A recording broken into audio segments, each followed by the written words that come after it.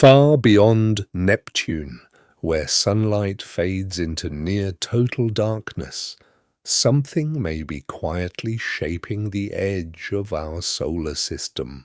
Strange icy worlds follow unusual orbits, distant spacecraft detect invisible boundaries, and astronomers continue searching for an object that has never been directly seen.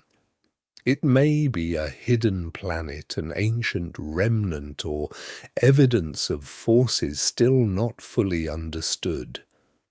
Before the journey begins, like the video and subscribe to the channel for more calm explorations of the deepest mysteries in space. Ko the Dieu Chin Than Fien Ban Bi An Hon Kich Tin Hon Hoak Denang Hon Chofong Kach. Documentary for sleep. Far beyond the familiar paths of the planets, the solar system meets a region that is almost empty, yet never vacant. This outer environment is called interstellar space, the space between stars. It contains thin gas, fine dust, energetic particles, and magnetic fields spread across distances so large that measures lose their meaning. The Sun moves through this environment together with its planets, moons, asteroids, and distant icy bodies. Around them, the solar wind creates a protective domain, but beyond that domain, the matter between stars continues without interruption. It is this surrounding medium that forms the wider setting for the edge of the solar system. The gas in interstellar space is extremely sparse. In many regions, only a few atoms occupy a volume that would contain countless molecules near Earth. Most of this gas is hydrogen, the simplest and most abundant element in the universe. Helium follows in smaller amounts, while traces of heavier elements such as oxygen, carbon, neon, and iron are scattered through the mixture. These atoms do not form a dense atmosphere. They drift separately over immense distances, shaped by gravity, radiation, and magnetic forces. Their low density makes interstellar space appear empty, but their combined effect becomes important across millions and billions of kilometers. The Sun currently travels through a local region known as the local interstellar cloud. This cloud is not a cloud in the ordinary earthly sense. It has no visible boundary of vapor or rain. It is a loose concentration of warm, partly ionized gas, meaning that some atoms have lost electrons and carry electric charge. The temperature of this gas is several thousand degrees Celsius, yet the region would not feel hot in the usual sense because so few particles are present. Temperature describes the average motion of particles, while heat depends strongly on how many particles are available to transfer energy. The gas moves rapidly at the atomic level, but its thinness limits the amount of energy it can deliver. Within this cloud, neutral atoms and charged particles behave differently. Neutral hydrogen can travel through magnetic fields with little direct influence, while charged particles are guided and deflected by those fields. This separation creates a complex flow around the solar system.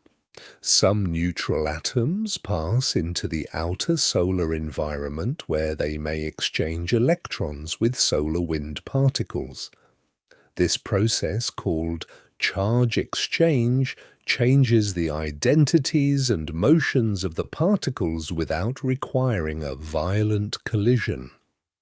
Over time, such exchanges influence the structure of the boundary between solar and interstellar matter.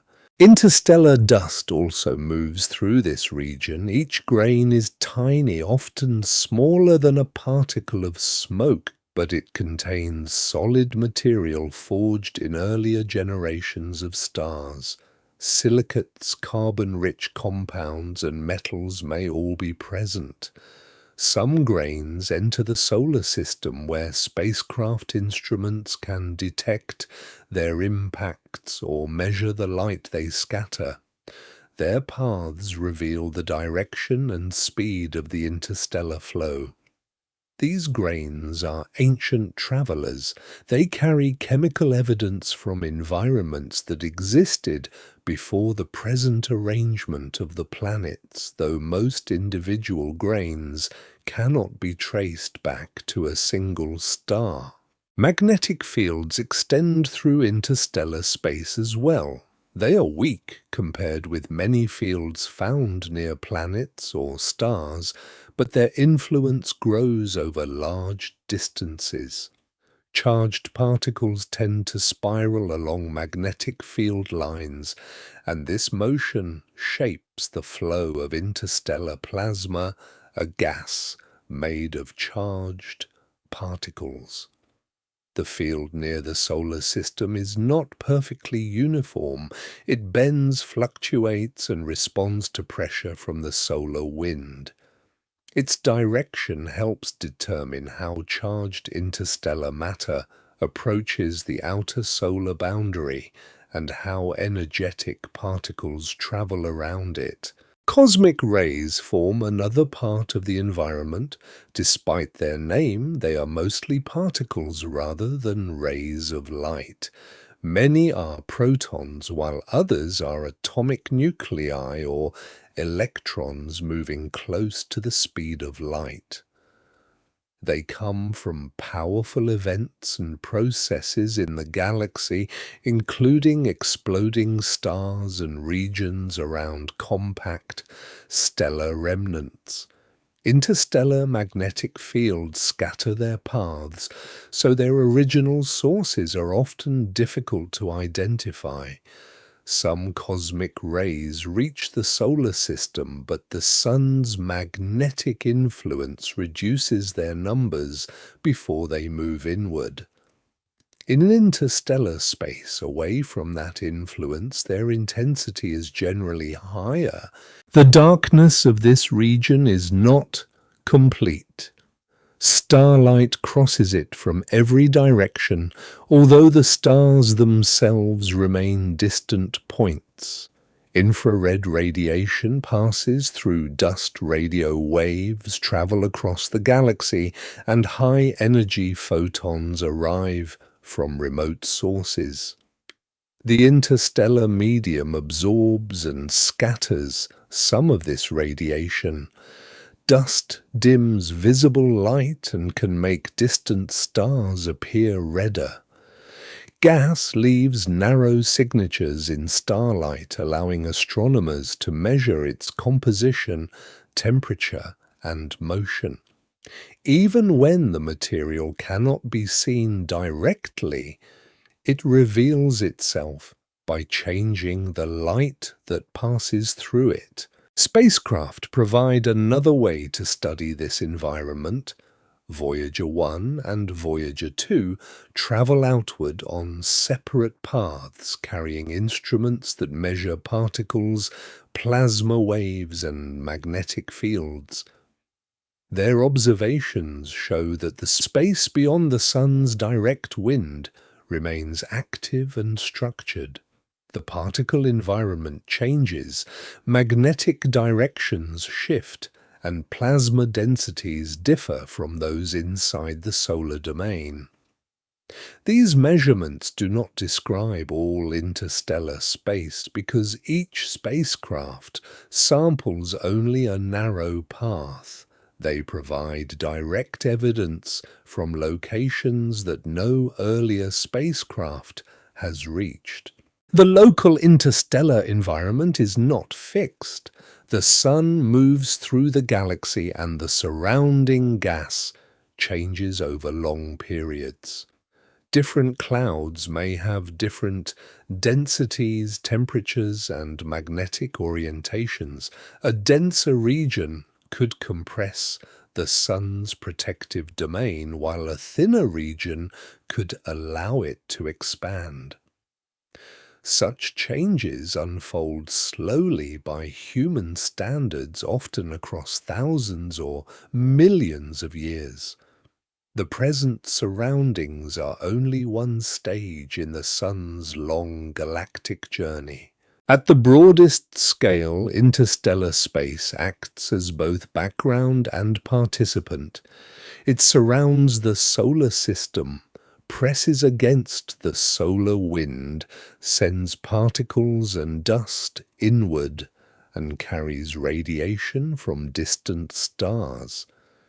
It is not an empty border waiting beyond the last planet. It is a thin, dynamic environment with its own structure and history.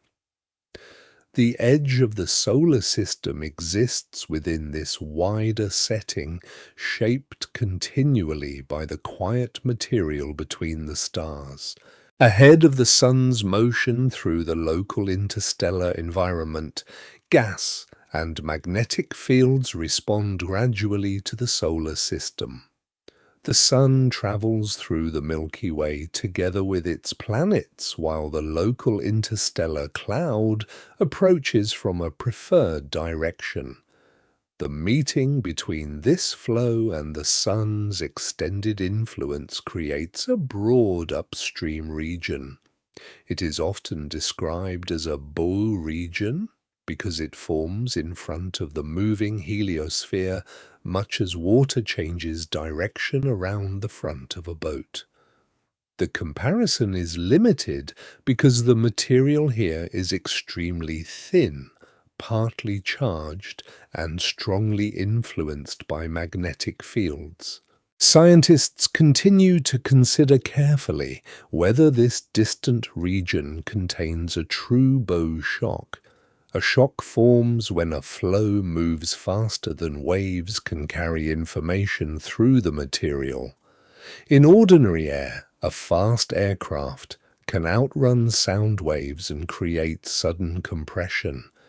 In interstellar plasma, the relevant waves depend on both pressure and magnetic fields.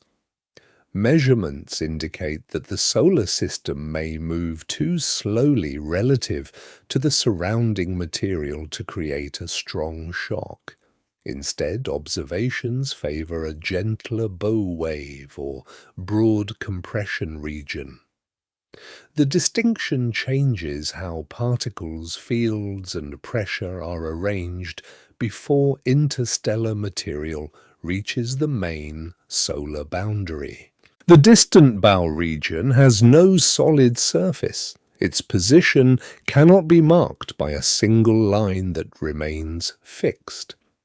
It is a volume where the approaching interstellar flow begins to feel the obstacle created by the heliosphere.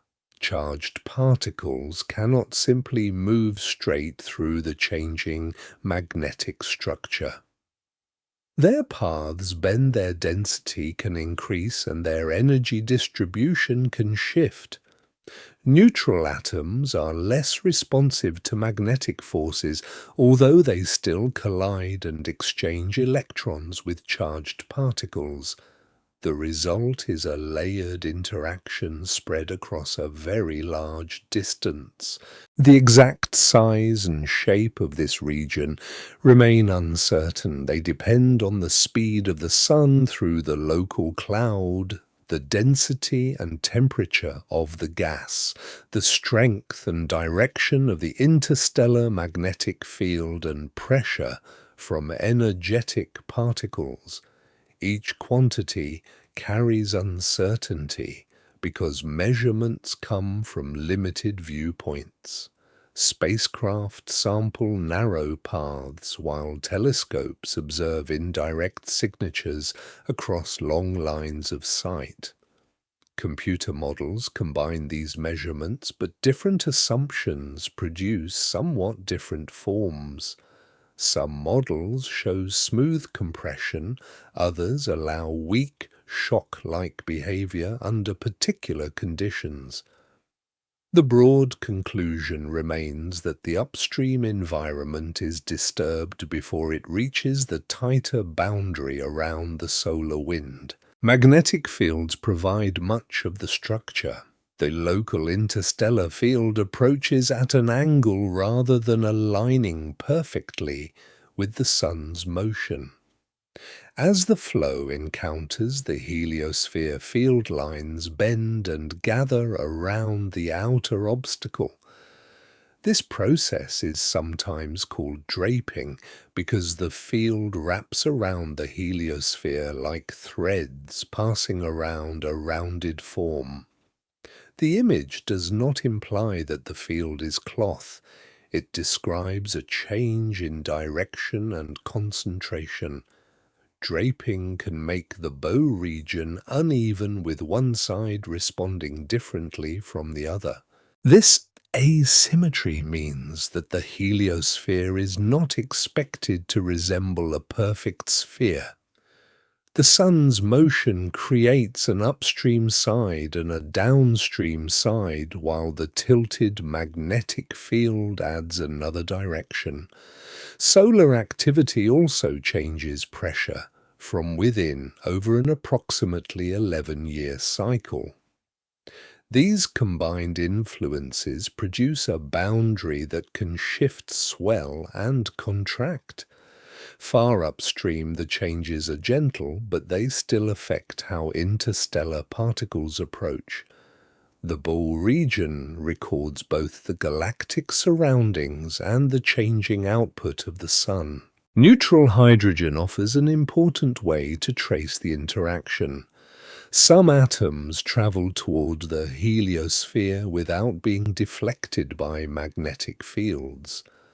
As they enter the disturbed region, they meet protons whose motions have changed. Through charge exchange, a neutral atom can give up an electron while a proton gains one. The newly neutral particle then carries information about the speed and direction of the charged population from which it formed. Repeated exchanges can alter the hydrogen flow and build a region of enhanced neutral density. This concentration is often called a hydrogen wall, though it is diffuse and extends across an immense volume rather than forming a rigid barrier. Astronomers study this hydrogen by observing nearby stars. Light from a star passes through interstellar gas before reaching telescopes near Earth. Hydrogen absorbs particular wavelengths, leaving subtle features in the star's spectrum. A spectrum separates light according to wavelength, allowing small changes to reveal motion and composition. Extra absorption can indicate hydrogen that has been slowed, heated, or compressed near the outer solar environment. These observations provide evidence for a disturbed region, although separating local effects from other interstellar material requires careful modeling. Energetic neutral atoms provide another source of information. These particles form when fast, charged particles gain electrons and become neutral. Because they are no longer tied strongly to magnetic fields, they can travel in relatively straight lines. Instruments near Earth can detect them and map the directions from which they arrive. Such maps reveal large patterns created by interactions near the outer heliosphere. One prominent band, known as the ibex ribbon, appears as an arc of enhanced energetic neutral atoms across the sky. Its origin is linked to the geometry of the local interstellar magnetic field, although the production process continues to be studied. The bow region also affects galactic cosmic rays. These fast particles approach from many directions and interact with magnetic turbulence before reaching the inner solar environment. Far from the Sun, their paths are shaped mainly by the interstellar field. Near the disturbed upstream region, bending and compression of that field can alter how easily they move. The effect is not a complete shield, and the particles do not stop at a clean border. Their distribution changes gradually as they pass through different magnetic conditions. Although the distant bow region cannot be seen as a luminous arc, it remains physically real through its influence on gas particles and fields. Its structure is broad, faint and dependent on conditions that vary across space and time. Current evidence supports a gentle upstream disturbance more strongly than a powerful bow shock. The region is the first large response of interstellar matter to the moving solar system, shaped by pressure, magnetic draping, and particle exchange across deep space. The heliopause forms the outer boundary of the heliosphere, the region shaped by the Sun's wind and magnetic influence. It is neither a shell nor a permanent wall. It is a changing surface where pressure from the solar wind balances pressure from the surrounding interstellar medium. On one side, particles flowing from the Sun have weakened after traveling across billions of kilometers. On the other side, interstellar gas magnetic fields and energetic particles press inward. Here neither side moves freely through the other without changing direction, speed, or energy. The solar wind begins near the Sun as a fast stream of charged particles. It carries part of the Sun's magnetic field outward. As the wind expands, its density falls and its pressure decreases. By the time it approaches the heliopause, it has already slowed and passed through the termination shock. It then enters a region of heated and disturbed solar particles. The flow no longer moves outward at its earlier speed. Instead, it spreads and becomes more irregular as it approaches the limit of the Sun's direct wind. The interstellar medium presses from the opposite side.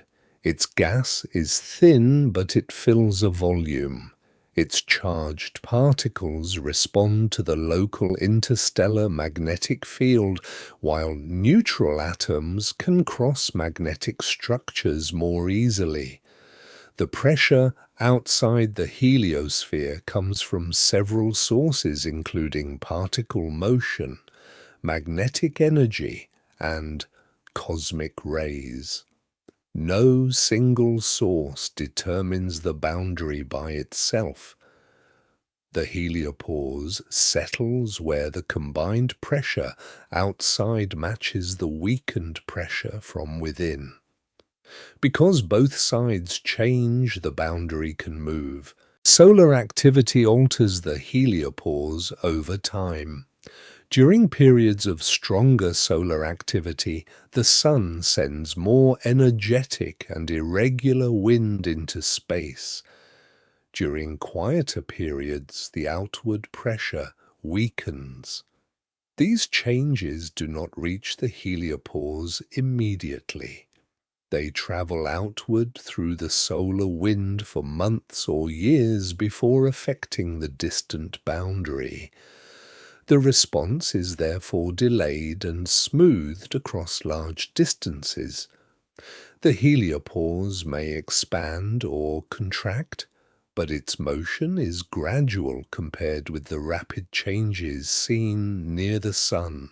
Its shape is also influenced by the Sun's motion through the interstellar cloud. The upstream side faces the incoming flow and lies closer to the Sun than the long downstream region. The interstellar magnetic field approaches at an angle and bends around the heliosphere. This creates differences between directions and prevents the heliopause from forming a perfect sphere. Models describe it as compressed in some regions and extended in others. The exact form remains uncertain because only a few spacecraft have sampled the boundary. Voyager 1 crosses the heliopause in 2012. Its instruments detect a sharp rise in galactic cosmic rays and a strong decrease in particles that originate within the heliosphere. The spacecraft also measures plasma waves that indicate a higher density than expected inside the solar wind. These changes provide evidence that Voyager 1 has entered interstellar space.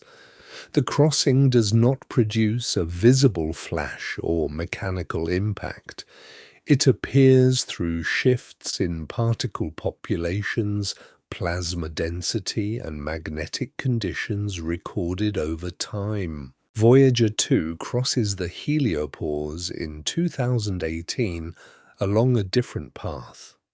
Unlike Voyager 1, it still carries a working plasma instrument capable of directly measuring the solar wind.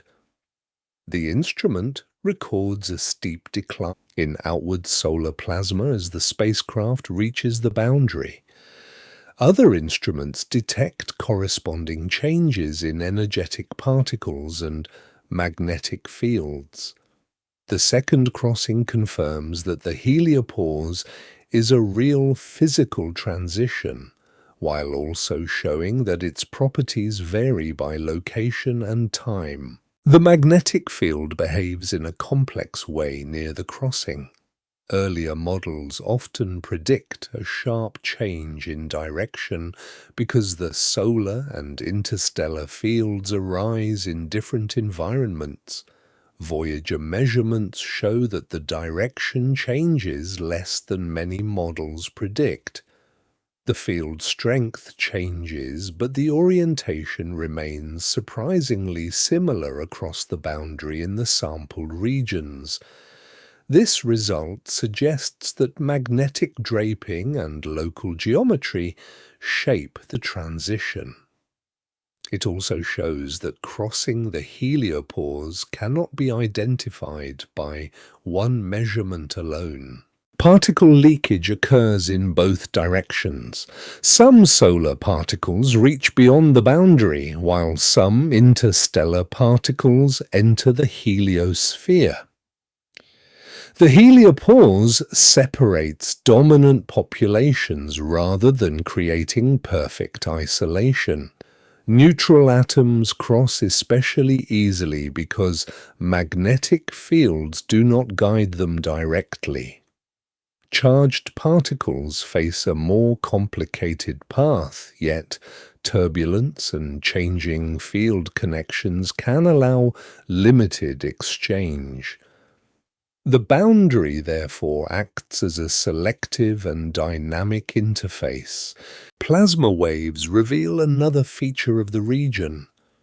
When solar disturbances travel outward and reach the interstellar plasma, beyond the heliopause, they can cause electrons to oscillate. Voyager instruments detect these oscillations as plasma wave events. The frequency of the waves indicates local electron density. Measurements show that density outside the heliopause is much higher than inside the outer solar wind. They also reveal that the density continues to change as the spacecraft moves farther away, suggesting structure in the nearby interstellar medium. The heliopause does not mark the gravitational edge of the solar system. The Sun's gravity extends far beyond it and continues to hold distant icy bodies in long orbits. The boundary instead marks the outer reach of the solar wind as a coherent outward flow. It is a pressure boundary, not the end of solar ownership or influence in every sense. This distinction is important because different definitions of the solar system produce different edges. Even so, the heliopause is one of the clearest physical frontiers around the Sun. Inside it, solar particles and the Sun's magnetic field dominate the local environment. Outside it, interstellar plasma and the galactic particle population become stronger. The transition is thin compared with the full size of the heliosphere, yet it is not infinitely narrow. Its thickness may vary and its structure may contain ripples, folds, and regions of temporary connection. The heliopause remains known through a small number of direct crossings and a larger body of remote observations and models. It shifts under changing pressure, bends under magnetic influence, and allows limited exchange between solar and interstellar matter. Its existence shows that the Sun creates a vast but finite domain in space. At this boundary, the outward breath of the star reaches equilibrium with the quiet pressure of the galaxy. Immediately outside the heliopause lies the outer heliosheath, a broad region where interstellar plasma responds to the presence of the heliosphere. It remains part of interstellar space, yet its particles and magnetic fields no longer behave exactly as they do farther away. The approaching flow slows, bends, and becomes compressed as it moves around the solar boundary. Charged particles are guided by magnetic fields. Neutral atoms continue along different paths, and pressure is redistributed across an immense volume.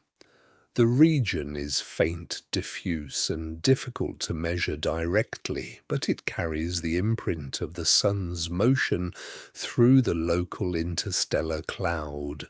The outer heliosheath forms because the heliosphere acts as an obstacle to the incoming interstellar plasma. The solar system moves through surrounding gas, while the gas appears to flow past the Sun from the opposite direction. As this plasma approaches the heliopause, it cannot continue unchanged. Magnetic field lines drape around the boundary, and charged particles follow curved paths along them. Their motion becomes less direct, and some of their energy changes form.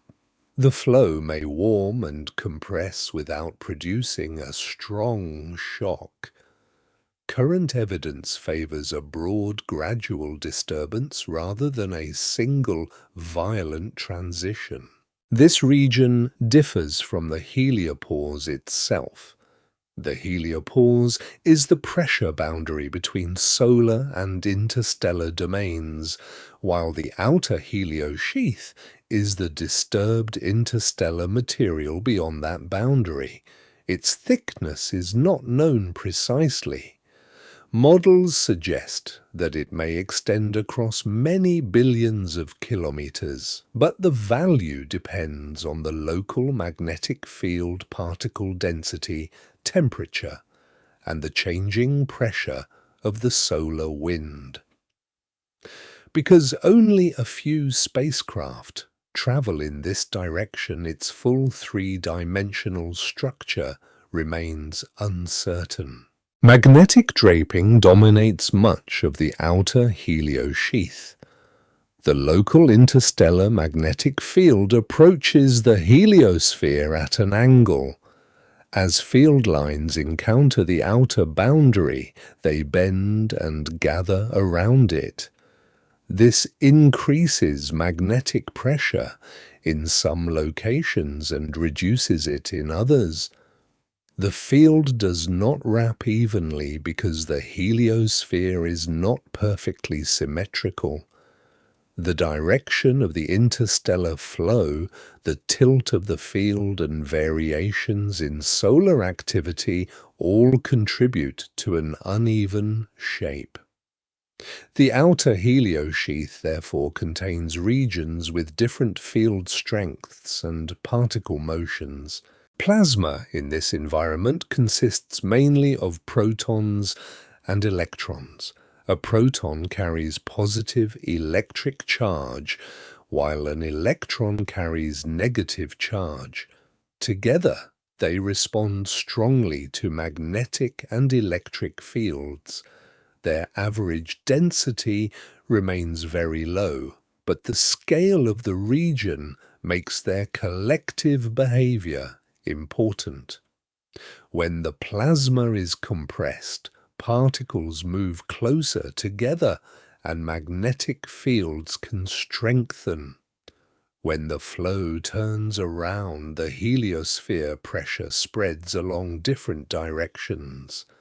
These effects occur gradually, creating a broad transition between undisturbed interstellar space and the immediate boundary of the heliosphere. Neutral hydrogen behaves differently.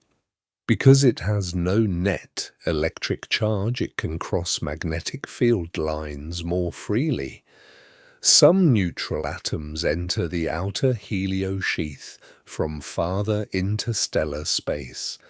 There they encounter protons whose speeds and directions have changed. Through charge exchange, a proton can capture an electron from a neutral atom. The original neutral atom becomes a proton, while the original proton becomes neutral. The newly formed neutral particle keeps much of the motion of the proton from which it formed, allowing information about the disturbed plasma to travel away from the region. Repeated charge exchange changes the composition and energy of the gas. It can slow some neutral atoms, heat others, and create populations moving in different directions. It can also build a concentration of neutral hydrogen outside the heliopause. This hydrogen wall is not a solid surface. It is a diffuse enhancement in density caused by the interaction between neutral atoms and compressed plasma. Astronomers detect its presence indirectly through absorption in the light of nearby stars. The strength and shape of that absorption help constrain models of the outer heliosheath. Energetic neutral atoms also carry evidence from this region. They are created when fast charged particles gain electrons and become neutral. Once neutral, they can travel across magnetic fields in nearly straight paths. Instruments closer to Earth detect some of these particles and record the directions from which they arrive.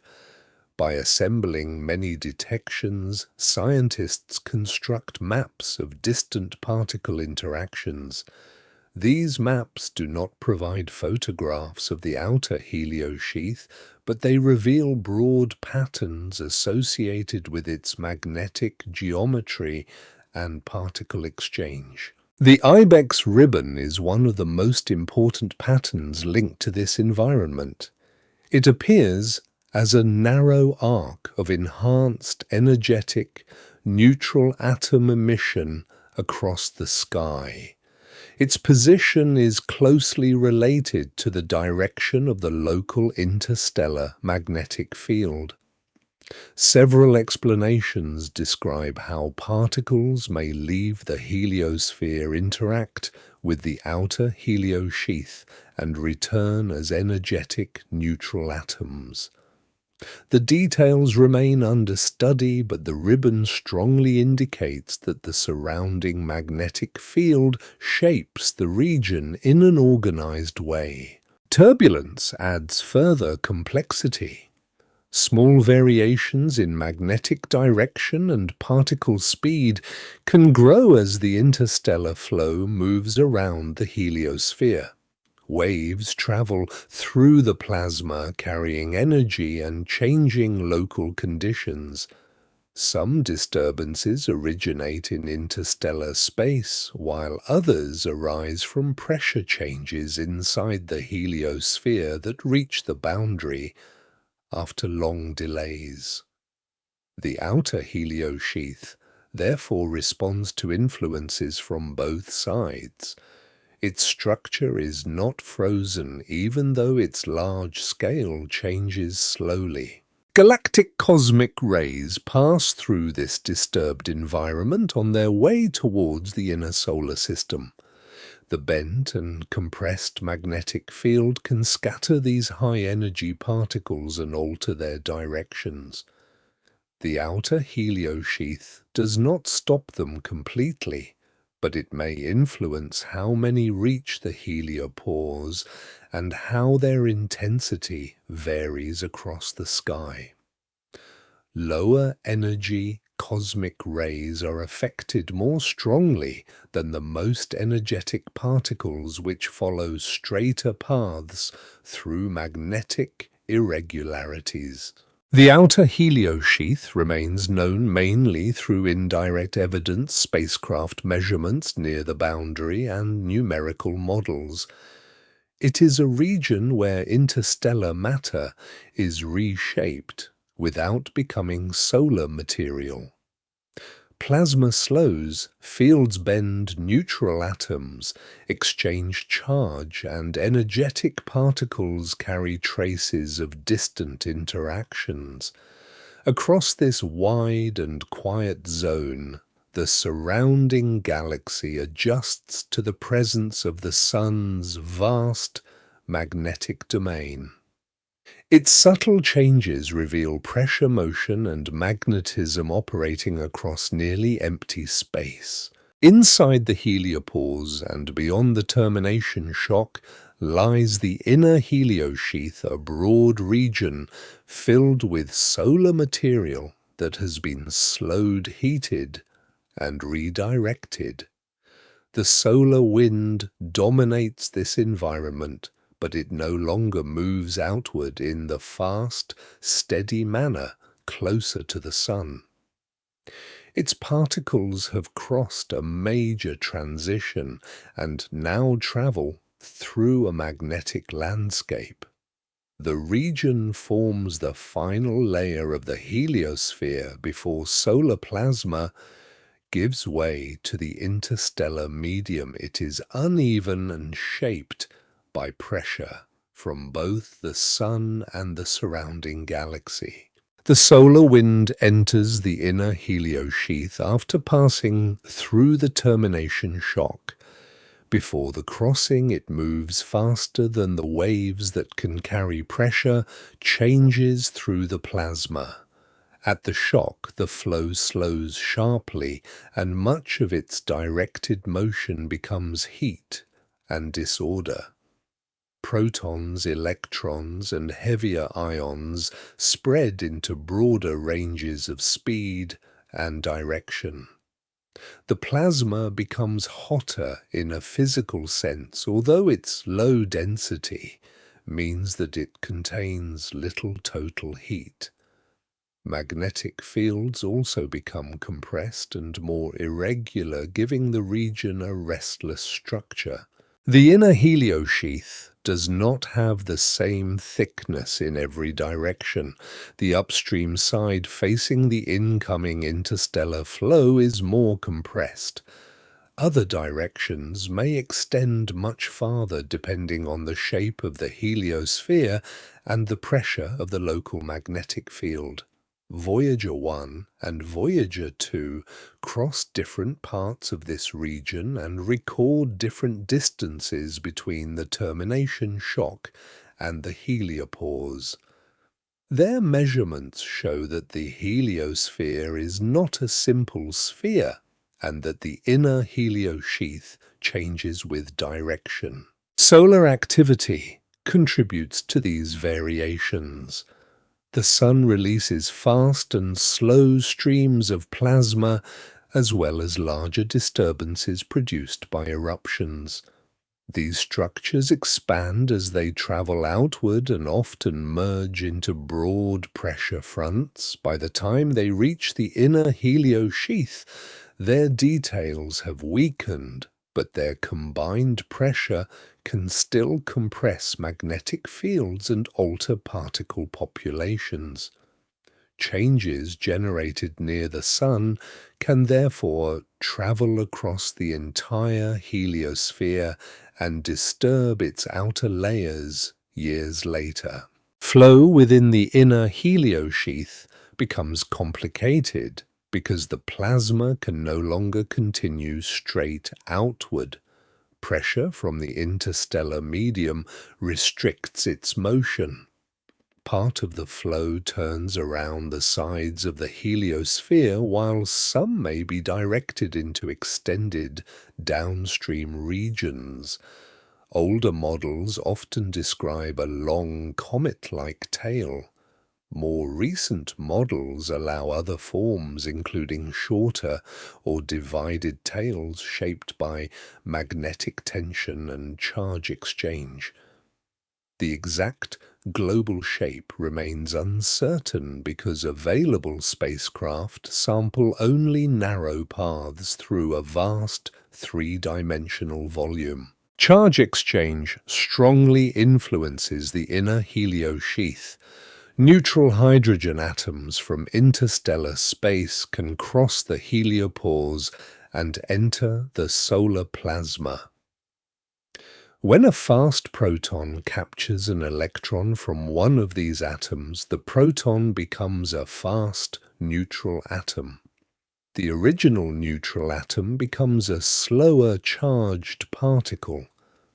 This exchange removes energy and momentum from the solar plasma. Over immense distances, repeated events cool and weaken the flow, helping the inner heliosheath lose energy as it approaches the heliopause. The fast neutral atoms created in this process can leave the region without following magnetic field lines. Some travel inward and reach detectors near Earth. Their directions and energies preserve information about the place where they formed. Spacecraft, such as the Interstellar Boundary Explorer, use these particles to build maps of the heliosphere's outer regions. The maps reveal differences in pressure and structure, including areas where energetic particles are more abundant. They provide a remote view of the inner heliosheath, although the images are reconstructed from particle arrivals rather than visible light. A major feature of the region is its population of pickup ions. These begin as neutral atoms that enter the heliosphere from interstellar space. Sunlight or collisions remove an electron, turning each atom into an ion. The solar wind's magnetic field then captures the new ion and carries it outward. Because the ion begins with a different speed from the surrounding plasma, it gains a distinctive distribution of energy. At the termination shock, pickup ions receive a share of the energy and become especially important within the inner heliosheath. Voyager observations show that ordinary solar wind protons do not receive as much heating at the termination shock as some early models predict. Much of the energy appears to move into pickup ions, which the Voyager instruments cannot measure completely across all energies. This finding changes the understanding of how the shock works. It suggests that the inner heliosheath contains a large reservoir of energy in particle populations that are difficult to detect directly. Remote measurements of energetic neutral atoms help reveal part of this hidden energy. Magnetic fields in the inner heliosheath are carried by the slowed solar plasma. The Sun's rotation creates a spiral pattern in its magnetic field, and this pattern stretches outward through the heliosphere. After the termination shock, the field becomes compressed, folded, and disturbed. Regions of opposite magnetic direction can approach each other and reconnect, releasing stored magnetic energy. Reconnection may create islands, channels, and irregular boundaries within the plasma. The importance of these processes remains under study, but measurements indicate that the magnetic environment is far from smooth. Energetic particles move through this region in several populations. Some originate near the Sun, some gain energy at shocks or magnetic disturbances, and some enter from interstellar space. Their intensities change as spacecraft move through the inner heliosheath. Near the heliopause, particles associated with the heliosphere decline while galactic cosmic rays increase. These changes do not always occur at one point. Temporary regions of particle loss or enhancement can appear before the final crossing, revealing that the outer solar plasma contains layered and shifting structures. The inner heliosheath is therefore a region of conversion. Fast outward flow becomes heat, turbulence, magnetic stress, and energetic particles. Neutral atoms carry energy. Away pickup ions store much of the shock's power, and pressure from interstellar space redirects the remaining plasma. Nothing in the region is dense by earthly standards, yet its collective behavior shapes the outer form of the heliosphere. Across billions of kilometers, weakened solar material adjusts to the surrounding galaxy, forming a quiet, complex layer at the limit of the Sun's expanding wind. The termination shock is a transition within the heliosphere where the solar wind changes from supersonic flow to slower, disturbed plasma. Supersonic means that the wind moves faster than pressure waves can travel through it. Close to the Sun, particles stream outward at several hundred kilometers per second, carrying magnetic fields and energy. As this expanding flow spreads through space, its density and pressure decrease. Resistance from the surrounding interstellar environment becomes strong enough to affect it. The wind cannot continue outward unchanged, and a shock forms across an irregular surface around the Sun. This shock has no solid edge. It is created by collective behavior in plasma, a gas of electrically charged particles. Electric and magnetic fields link the motions of many particles, allowing the thin flow to behave like a fluid across large scales. At the termination shock, pressure information can no longer travel upstream through the supersonic wind. The particles therefore experience a rapid transition.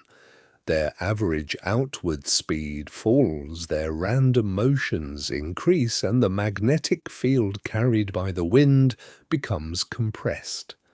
Directed motion is converted into other forms of energy. The termination shock changes with time and direction. It lies closer to the Sun on the side facing the incoming interstellar flow and farther away in other directions. Variations in solar wind pressure cause the surface to move inward or outward. Strong solar disturbances can push it farther away, while extended periods of weaker wind allow outside pressure to compress it. These changes arrive only after traveling across billions of kilometers. The shock therefore responds to solar events long after those events occur near the Sun. Voyager 1 reaches the termination shock in 2004 at a distance of about 94 astronomical units from the Sun. 1 astronomical unit is the average distance between Earth and the Sun. Voyager 2 reaches the shock in 2007 at about 84 astronomical units. The difference does not make either measurement incorrect. The spacecraft travel in different directions and the boundary moves as solar pressure changes. Their crossings confirm that the shock is asymmetric, mobile, and influenced by both the solar cycle and the interstellar environment. Voyager 2 provides especially detailed measurements because its plasma instrument remains operational.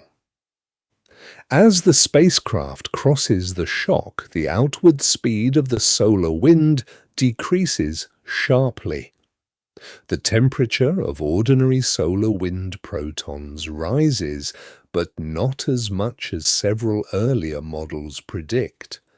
This result indicates that much of the available energy passes into another particle population. These are pickup ions which begin as neutral interstellar atoms and later become charged within the heliosphere. Once charged, they are collected by the solar wind and carried outward. Pickup ions arrive at the termination shock with unusual motions. They do not share the narrow speed distribution of older solar wind particles. Instead, they occupy a broader range of energies because they enter the flow at different locations and times.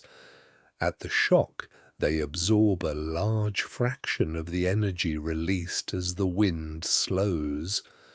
Some become much more energetic and later contribute to populations detected throughout the outer heliosphere.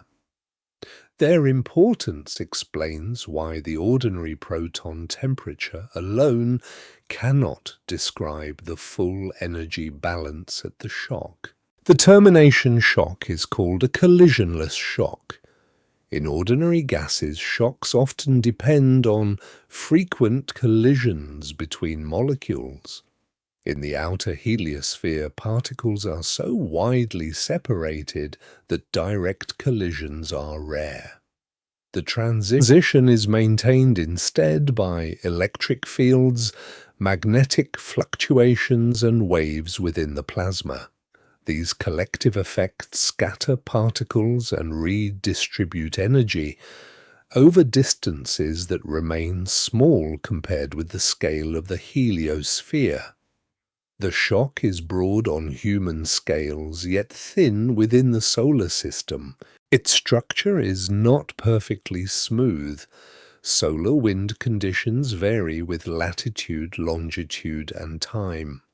Fast streams catch slower streams and create compressed regions that move outward. Large eruptions generate disturbances, while opposite magnetic sectors pass through the flow as the Sun rotates.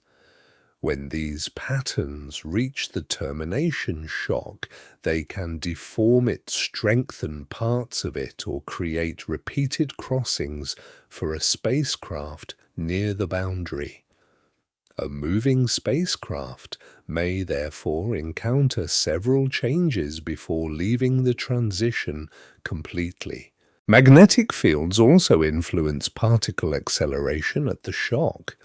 Charged particles spiral around field lines and may cross the shock more than once when turbulence scatters them back and forth. Each crossing can add energy.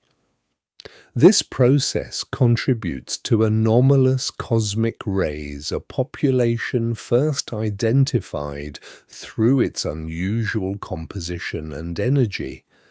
Many of these particles begin as neutral atoms from interstellar space, become pickup ions, and later gain energy within the outer heliosphere. Observations indicate that acceleration is distributed across a wider region rather than occurring only at one narrow surface. The shock changes how information travels through the solar wind. Before the crossing, the flow outruns many pressure disturbances, so conditions farther outward cannot strongly influence material closer to the Sun. After the crossing, waves can move through the slower plasma in more directions. The outer pressure can then shape the flow more directly. This change in communication is one of the defining physical features of the boundary. It marks the point where the solar wind loses its earlier freedom and begins responding strongly to the environment enclosing it. Energetic particles reveal the shock even when local plasma measurements are limited. Their intensities rise and fall near the crossing, and their directions show how magnetic fields connect different regions. Voyager 1 detects energetic particle changes before its final passage, suggesting that field lines allow particles to travel between the shock and distant locations. Voyager 2 records a different sequence, reinforcing the view that the surface is irregular. No single crossing represents the entire boundary. The termination shock is therefore not the end of the solar wind. Solar particles continue beyond it, but their movement is slower, hotter, and less ordered. The shock marks a transformation created by pressure rather than a barrier created by matter. Across its shifting surface, the expanding wind surrenders much of its directed energy. Plasma waves, compressed fields, pickup ions, and energetic particles receive that energy and carry it onward. The boundary remains silent and invisible, yet it records the moment when the Sun's outward flow begins to yield to the larger galactic environment. Far beyond the region shaped by the solar wind, the Sun's gravity continues into a darker domain. This outer region is known as the Oort Cloud, a vast population of icy bodies inferred from the paths of long-period comets. No spacecraft has crossed it, and it has never been photographed as a complete structure. Its existence is supported by orbital evidence and dynamical models.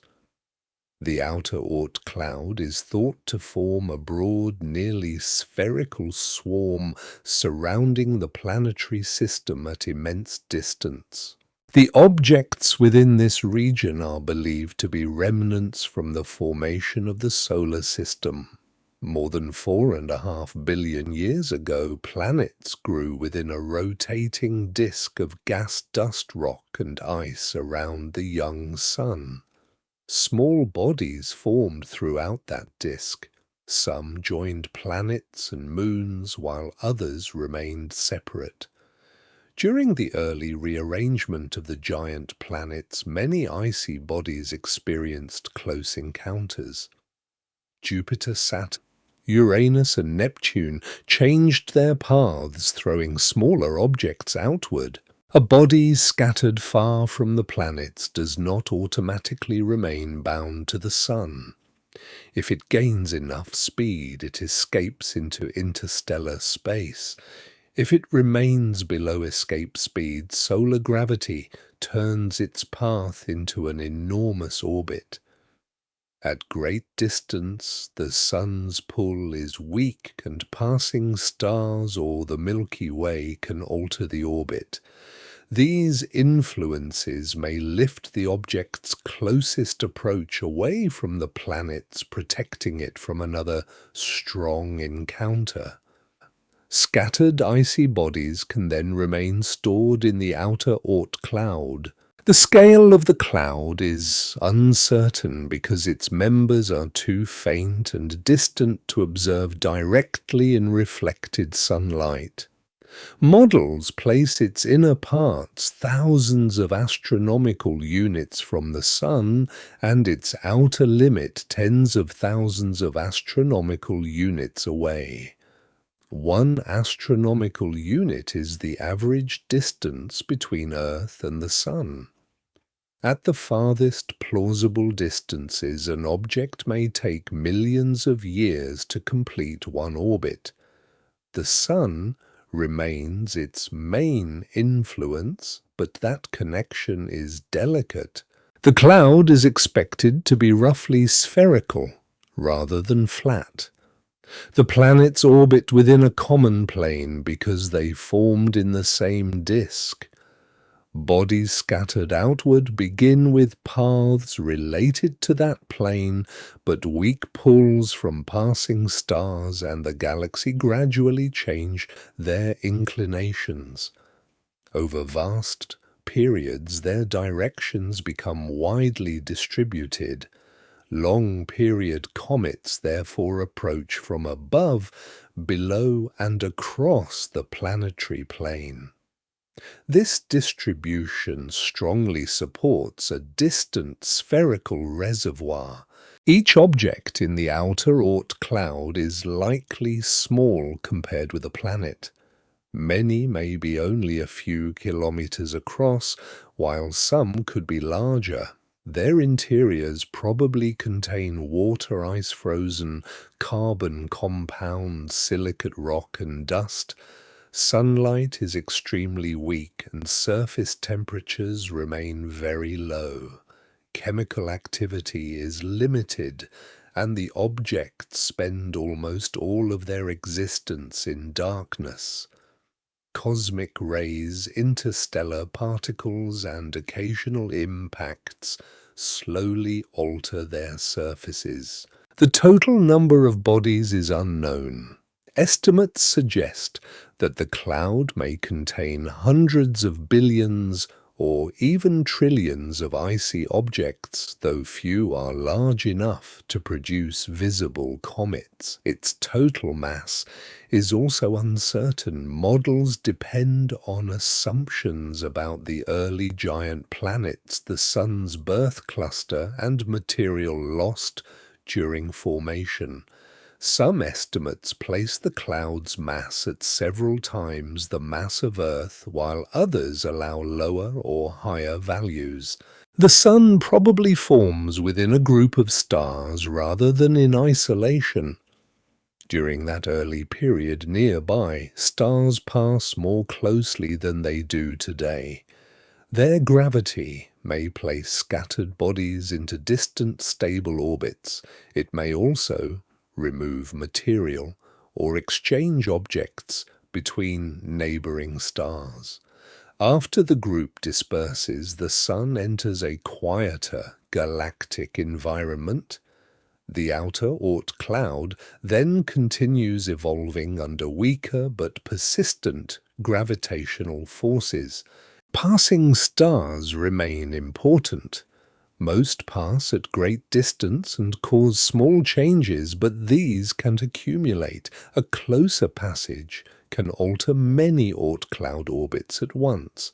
Some bodies are pushed inward while others are lifted outward or removed from the Sun. The effect depends on the star's mass, speed, and direction. Astronomers trace nearby stars backward and forward through time, although uncertainties grow across long intervals. The gravity of the Milky Way also acts on the cloud. This influence is called the galactic tide. It is a gradual difference in gravitational pull across the enormous solar system. The galactic tide can change the shape and orientation of a distant orbit. Over millions of years, it may lower an object's closest approach enough for the body to enter the planetary region. The process is slow, but the outer cloud contains enough objects for occasional arrivals to continue.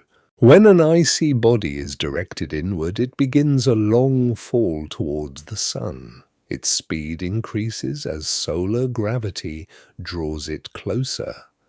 If it reaches warmer regions, surface ice begins to turn directly into gas.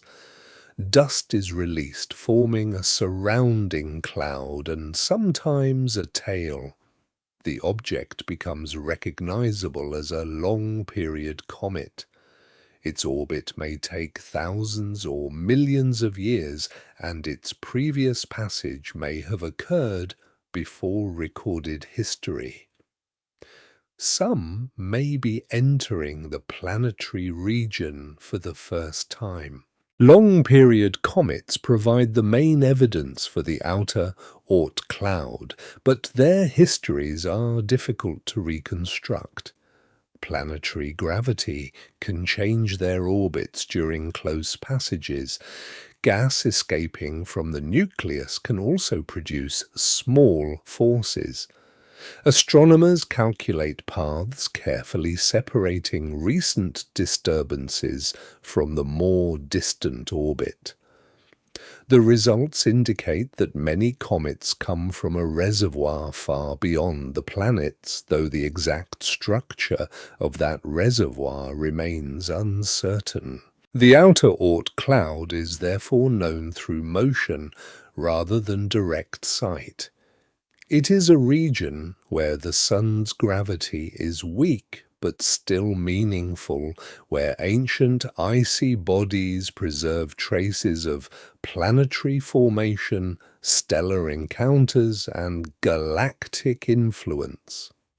Its objects remain separated by enormous distances, moving slowly through darkness on orbits that can span a large fraction of a light year. The cloud forms the most distant population commonly associated with the solar system, not as a sharp shell, but as a quiet gravitational archive surrounding the Sun. Its remoteness makes every estimate dependent on indirect evidence and the patient reconstruction of ancient orbital change. Closer to the Sun than the outer Oort cloud, yet still far beyond the known planets, lies a more tightly bound population, often called the inner Oort cloud. This region is also described as the Hills cloud, after the astronomer whose work proposes that a dense inner reservoir of comets may survive for the age of the solar system. Its objects remain extremely distant, but the Sun holds them more strongly than the bodies in the outer cloud. Their orbits are less vulnerable to removal by passing stars, and they may serve as a long-lived source that slowly replenishes the more distant population. The inner Oort cloud has never been observed as a complete structure. Its existence is inferred from models of solar system formation, the survival of distant comets, and the unusual orbits of a few remote objects.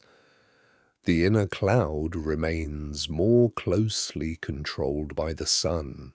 Objects in this region probably form much closer to the young Sun. During the early growth of the giant planets, countless icy planetesimals move through the outer planetary disk. A planetesimal is a small solid body from which larger planets can develop. Repeated encounters with Jupiter, Saturn, Uranus, and Neptune change the paths of these bodies. Some are ejected completely. Others enter elongated orbits that carry them thousands of astronomical units away, while still leaving them bound to the Sun. For an object to remain in the inner Oort cloud, its closest approach must move away from the giant planets, otherwise another encounter may eject it or send it back inward. Several processes can raise this closest point. The gravity of nearby stars in the Sun's birth cluster can alter distant orbits. The combined pull of the galaxy can also act, though less strongly here than in the outer cloud. Interactions among early planets and smaller bodies may contribute as well. Once the closest approach becomes large enough, the object can remain isolated for billions of years. The shape of the inner cloud is uncertain. Some models produce a thick disk, while others create a more rounded distribution. The oldest parts may preserve a flattened structure inherited from the planetary disk, especially near the inner edge. Farther outward, stellar perturbations gradually spread orbital inclinations in many directions. No sharp surface separates these populations, and the transition reflects how gravitational influences change gradually with increasing distance from the Sun. The inner cloud may contain more objects than the outer cloud because its members are harder to remove. Passing stars can strip bodies from the distant edge of the solar system, but stronger solar gravity protects those closer in.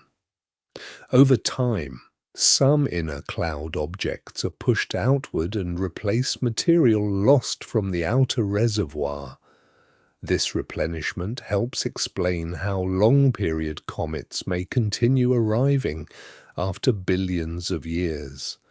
The inner population, therefore, acts as a stable storehouse within the Sun's distant gravitational domain. Direct detection remains difficult. Even a large icy body at thousands of astronomical units reflects little sunlight. Its apparent motion against background stars is also extremely slow. A telescope survey may need observations separated by months or years to recognize that a faint point has shifted. Infrared observations may reveal heat emitted by larger objects, but their temperatures are low and their radiation is weak. Several known bodies provide possible clues.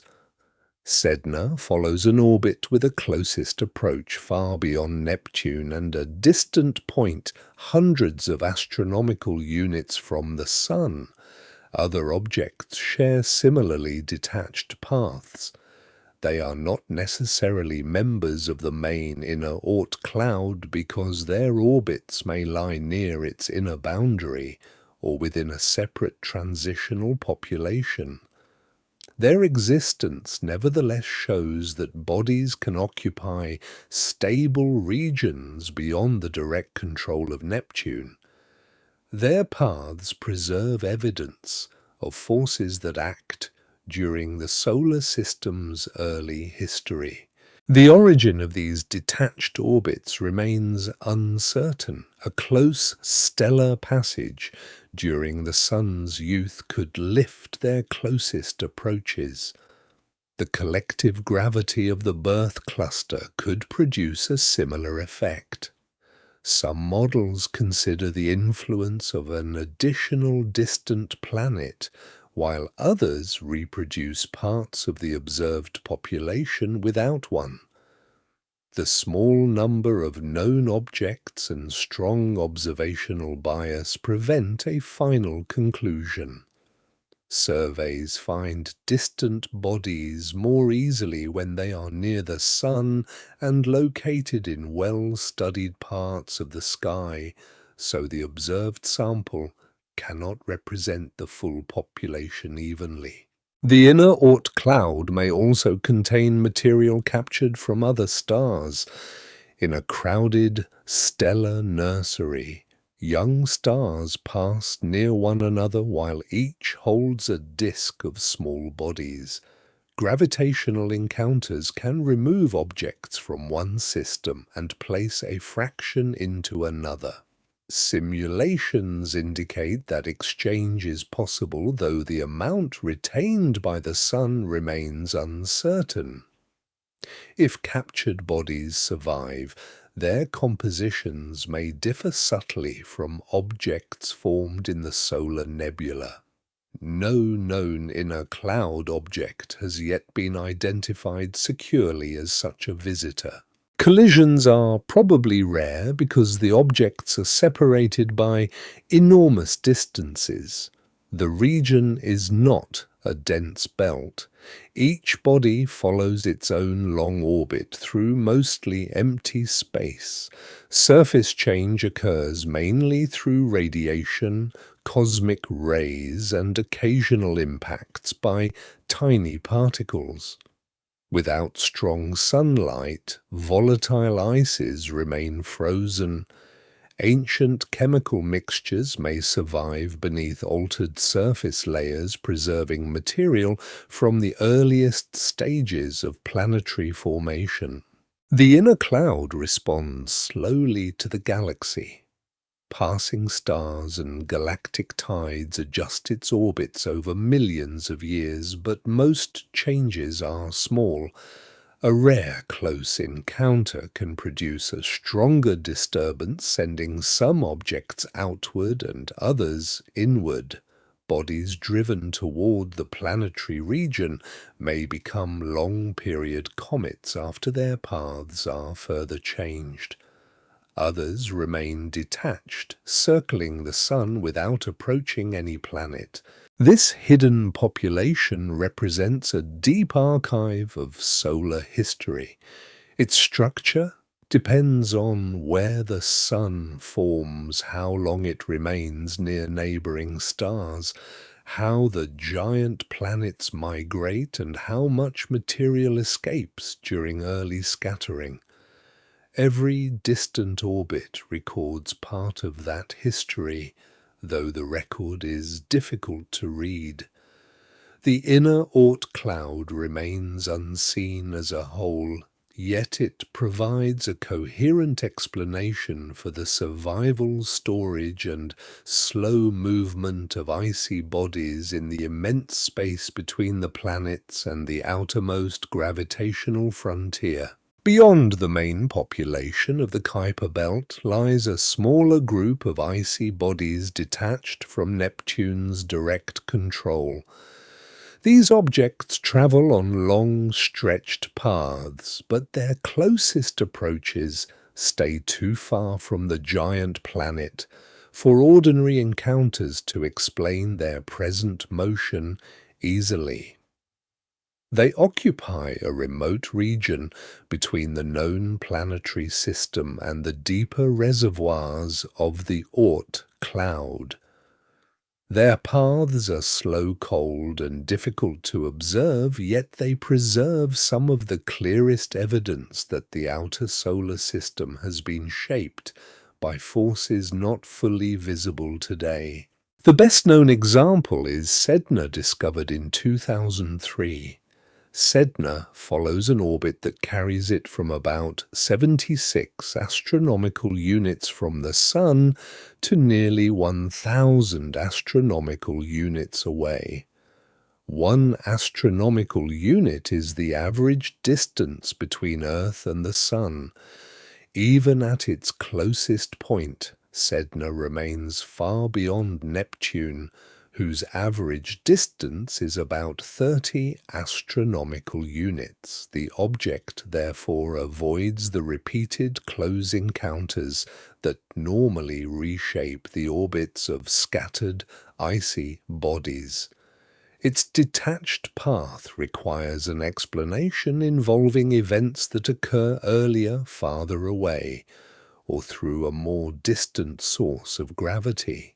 Sedna is not a planet. It is a small, icy world, probably around 1,000 kilometers across, though its exact size depends on the amount of sunlight its surface reflects. Observations indicate that its surface is reddish, a common color among cold bodies exposed to radiation for long periods.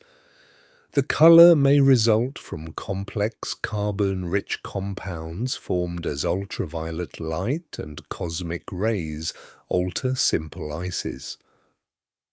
Water ice, methane, nitrogen, and other frozen materials may be present, but the surface composition remains only partly constrained by distant measurements. Its rotation is slow enough to measure through slight changes in brightness. These changes may come from surface markings or an uneven shape.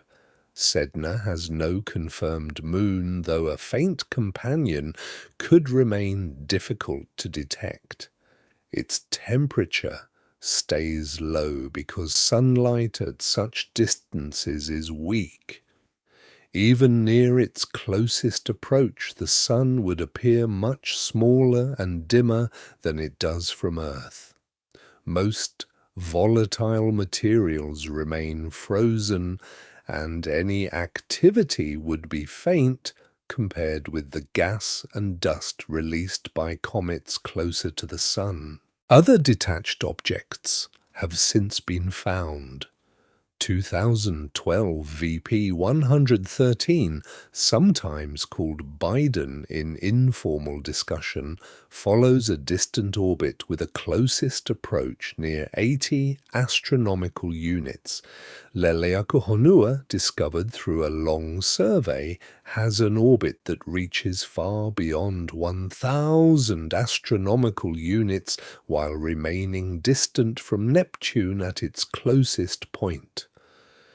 Additional bodies occupy related paths. Though the known sample remains small, each discovery requires repeated observations over years because a tiny section of such an enormous orbit reveals only a slow curve across the sky. The term detached describes orbital separation rather than physical isolation. These bodies still respond to the Sun, the planets, passing stars, and the gravitational field of the galaxy. Their closest approaches are detached from strong present-day scattering by Neptune, but their histories may include earlier encounters. A body can begin in the planetary region, receive a powerful outward push, and later have its orbit lifted by another influence. Once its closest point moves beyond Neptune's reach, the object can remain preserved for billions of years. Several mechanisms can create such paths. During the Sun's youth, nearby stars may pass close enough to alter distant orbits. The Sun probably forms inside a stellar cluster where separations between stars are smaller than they are today. A passing star can raise the closest approach of a body already scattered outward by the giant planets. The strength of the effect depends on the star's mass, speed, direction, and distance. One suitable encounter can produce a population of detached objects without disrupting the inner planets. A distant massive planet provides another proposed explanation. If a large planet moves on a broad orbit far beyond Neptune, its gravity could lift the closest approaches of scattered objects and organize some orbital directions. This idea is often associated with the Planet 9 hypothesis. No such planet has been directly observed, and the apparent orbital patterns may be affected by the limited way surveys cover the sky.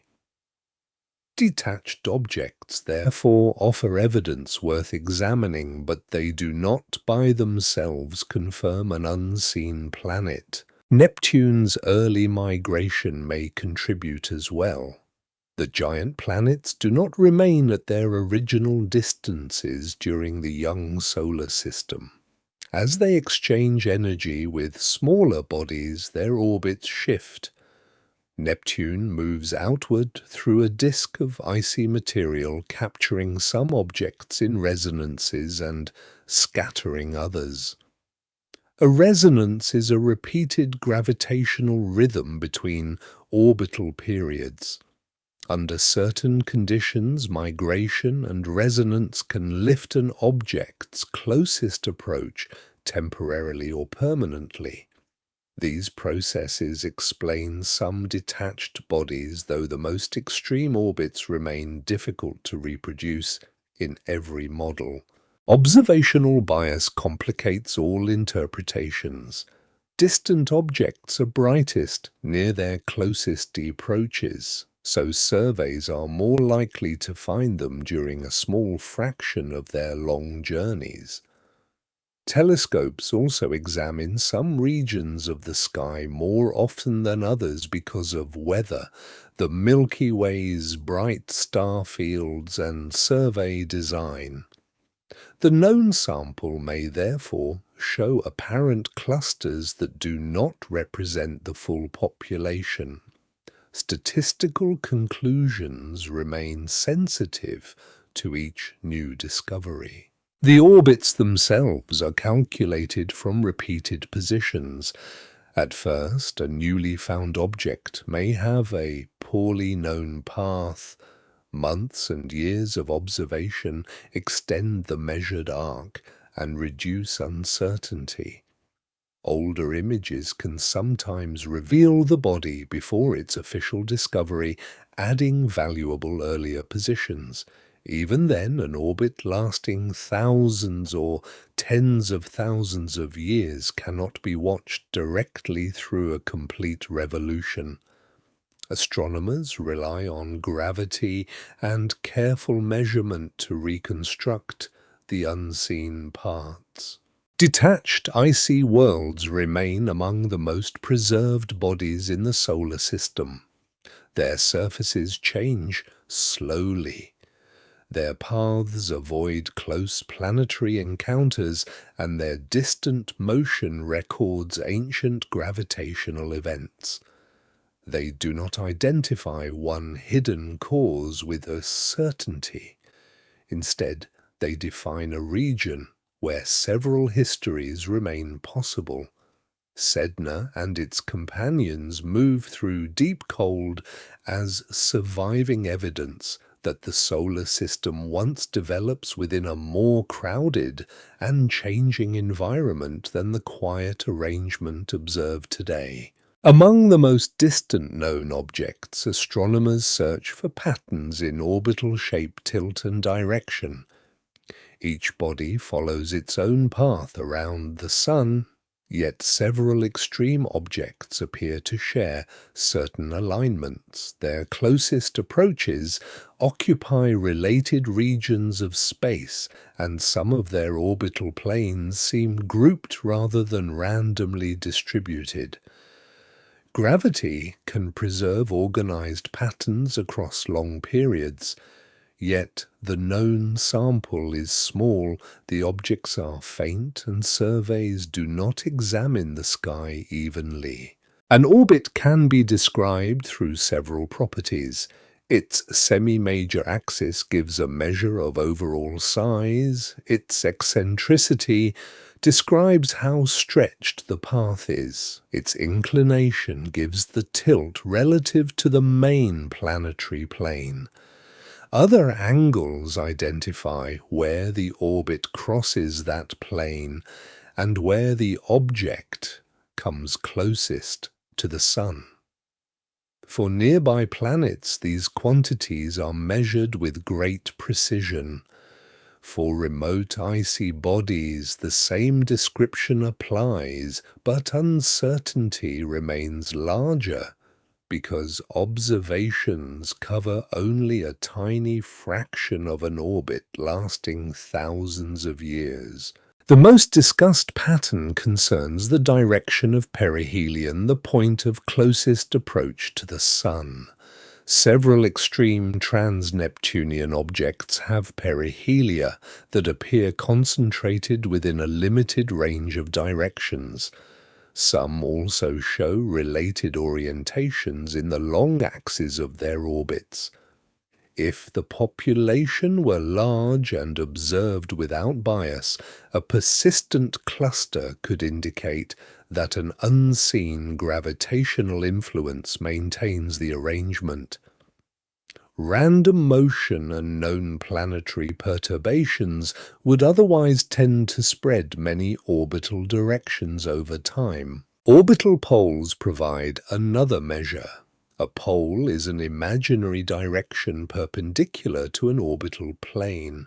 When several poles point towards similar regions of the sky, their orbital planes share related tilts and orientations. Some extreme objects appear to display this form of clustering. The pattern is not identical for every body, and membership in the group depends on the distance and perihelion limits chosen by researchers. Small changes in selection can strengthen or weaken the apparent alignment, showing how sensitive the conclusion remains to the definition of the sample. The known giant planets can alter distant paths gradually. Neptune exerts the strongest direct influence on objects that still approach its region. Jupiter, Saturn, and Uranus also contribute through the combined gravitational structure of the planetary system.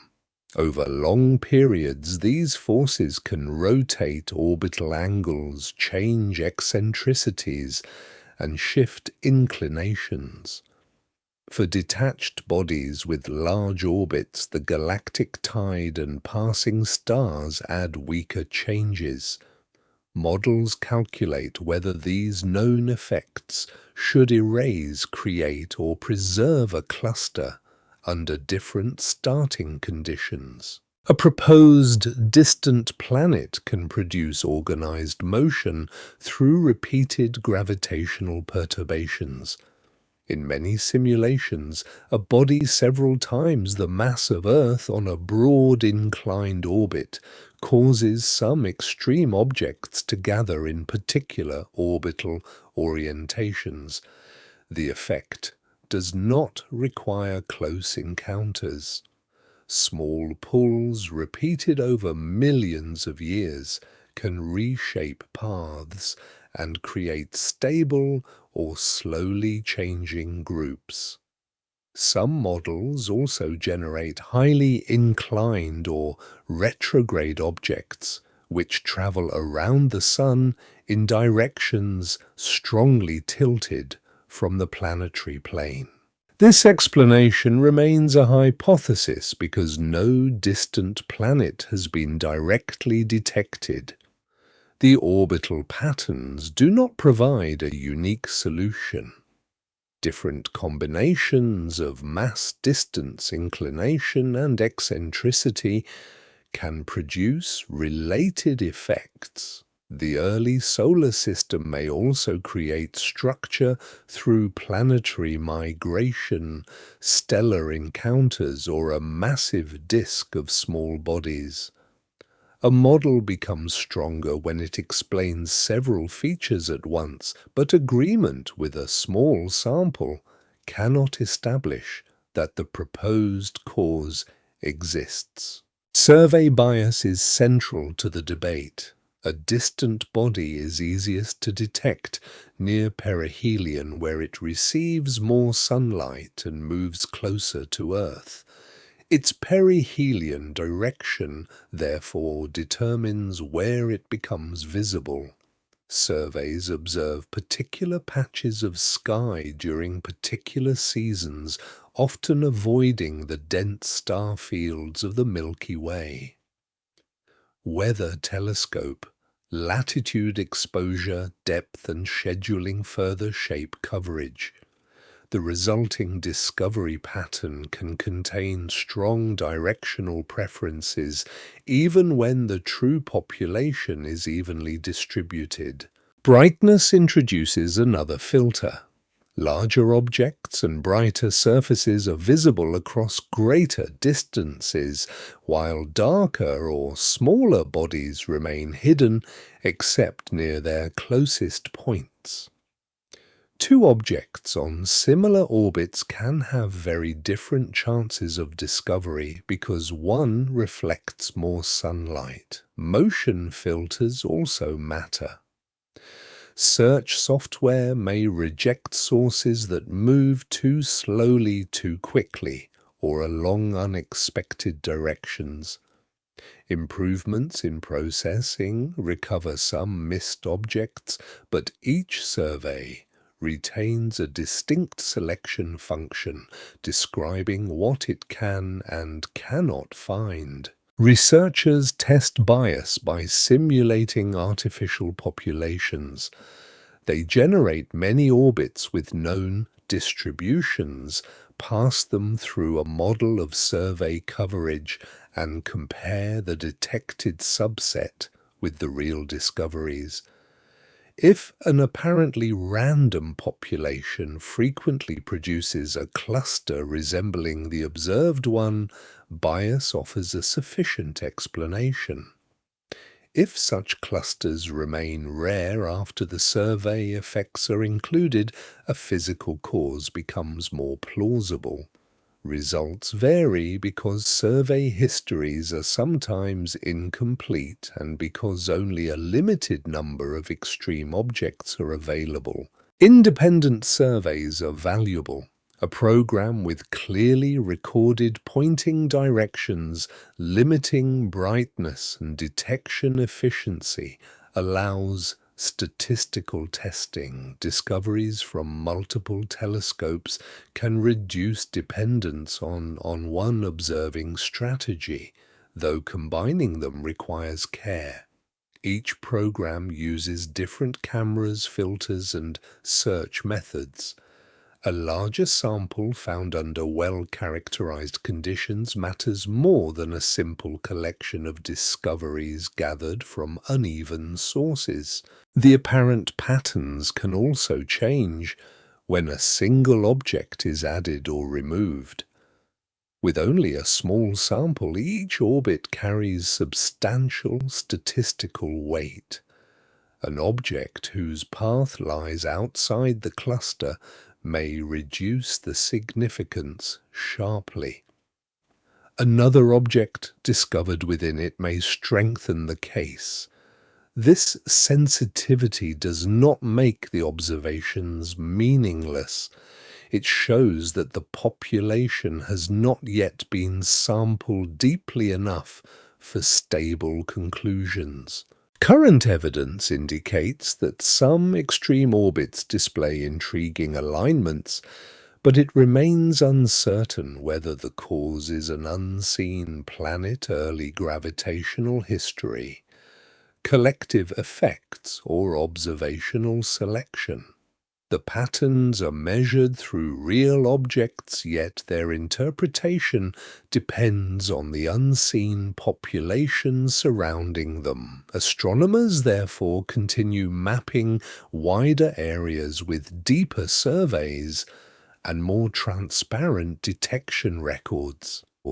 In this distant region, gravity leaves traces through geometry, while incomplete observation determines how clearly those traces can be read. Far beyond Neptune, where sunlight is weak and orbital periods stretch across thousands of years, some astronomers consider the possibility of an undiscovered planet. The proposed body is often called Planet 9. It is not an observed world with a confirmed position, size, or orbit. It is a gravitational hypothesis developed to explain several unusual features among distant icy objects. The idea begins with motion rather than light. If a massive body remains too faint or too remote to appear easily in telescope images, its gravity may still leave slow patterns in the paths of smaller objects.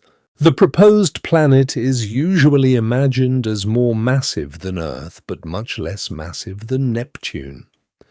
Many models place it on a broad, elongated orbit, hundreds of astronomical units from the Sun. 1 astronomical unit is the average distance between Earth and the Sun. At such distances, the planet would receive only a tiny fraction of the sunlight that reaches Earth. Its reflected light would be faint, and its apparent movement against background stars would be extremely slow. Both conditions make a search difficult, even for large modern surveys. The hypothesis gains attention because some extreme trans-Neptunian objects appear to share orbital orientations. Their elongated paths seem arranged in ways that may be difficult to maintain through random motion alone.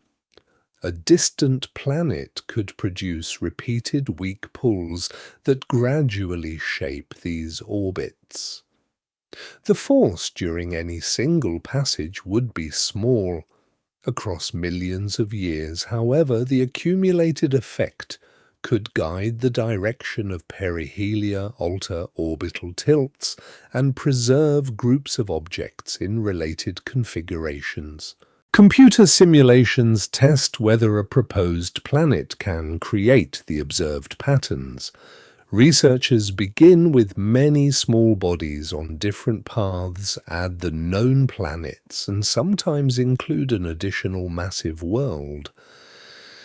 The calculations follow gravitational interactions across long periods. Some simulations produce clustered, distant orbits, highly inclined objects and bodies that move in directions opposite to the main planetary flow.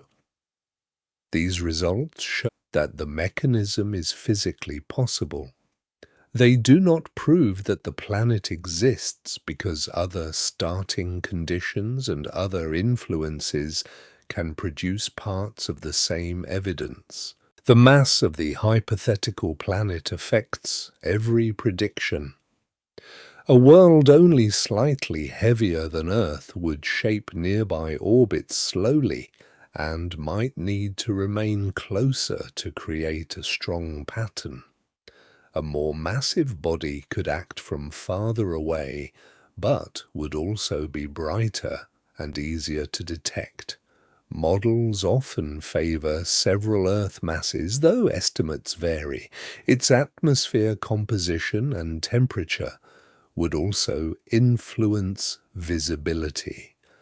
A cold planet with a dark surface could reflect little sunlight, while internal heat might make it detectable through faint infrared radiation. Its possible origin is connected to the early movement of the giant planets. The young solar system contains many growing worlds and countless smaller bodies.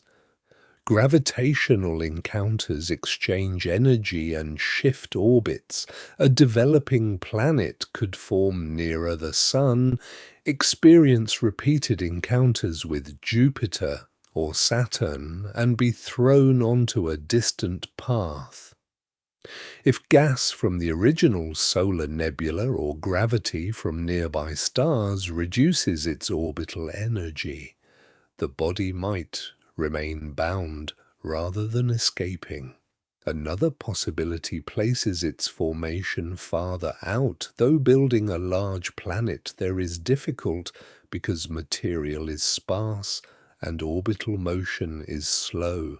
A captured planet from another star is also considered in some models. The Sun probably forms in a crowded stellar group where stars pass closer together than they do in the present galactic neighborhood. Under suitable conditions, gravity could transfer a planet or planetary embryo from one star to another. The probability appears limited and depends strongly on the structure of the birth cluster. This route remains possible in principle, but it is not required by the hypothesis and carries no direct observational support. Searching for the planet requires careful sky coverage. A telescope must repeatedly image large regions and compare the positions of faint sources. Nearby asteroids move noticeably over hours or days.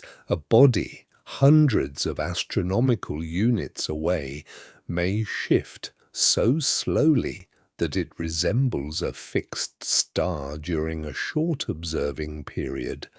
Search programs therefore combine images separated by longer intervals and use software to identify subtle motion. False detections arise from detector noise, variable stars, galaxies, and imperfect image alignment. The Milky Way complicates the search. Dense star fields contain many overlapping points of light, making a slowly moving object harder to isolate. Weather, moonlight, seasonal visibility, and telescope latitude also leave parts of the sky less thoroughly examined. A predicted orbit covers a large area because the gravitational evidence does not determine one exact location. Even if the planet exists, it may currently lie near the distant part of its orbit where it moves most slowly and appears faintest. Infrared surveys provide another route. Planets emit heat left from formation and from slow internal contraction. A distant, massive world may therefore glow weakly at wavelengths longer than visible light. The expected signal depends on age, atmosphere, mass, and temperature. Existing infrared observations constrain some combinations of these properties and exclude a bright giant planet across much of the sky. They do not eliminate every colder, smaller, or more distant possibility allowed by orbital models. Alternative explanations remain important. Survey bias may create apparent orbital clustering because distant bodies are discovered only in selected directions. Neptune's migration can produce unusual orbits through resonances and scattering. Passing stars and the galactic tide can detach objects from Neptune. A massive early disk of small bodies may also generate collective gravitational effects, although the required mass and long-term stability remain uncertain. Each explanation must reproduce the observations without conflicting with the known architecture of the solar system. The name Planet 9 does not place the object among confirmed planets. It serves as a convenient label for a proposed source of gravity. A true discovery requires repeated, direct observations showing a moving body on a consistent orbit. Its brightness, distance, and motion must agree across independent measurements. Until that standard is met, the planet remains an inference tested through survey simulations and the growing catalogue of remote, icy worlds. The hypothesis is scientifically useful because it creates predictions that observation can support, revise, or reject. Its existence remains uncertain while the search continues across the cold and slowly changing sky. Searching the distant solar system begins with darkness, patience, and comparison. A remote body beyond Neptune does not appear as a resolved world. It is usually a faint point of light among millions of stars and galaxies. Its brightness may sit close to the limit of a telescope, and its motion may be too slow to notice during a single night. Astronomers, therefore, return to the same region of sky again and again. They record images, align them, and look for one point that shifts while the distant background remains fixed. Visible light surveys depend mainly on reflected sunlight. A body far from the sun receives little light and only a small fraction returns toward Earth. Brightness falls rapidly with distance because sunlight weakens on the outward journey, and the reflected light spreads again on the return. A world twice as far away can therefore become far more than twice as difficult to detect. Size and surface color also matter.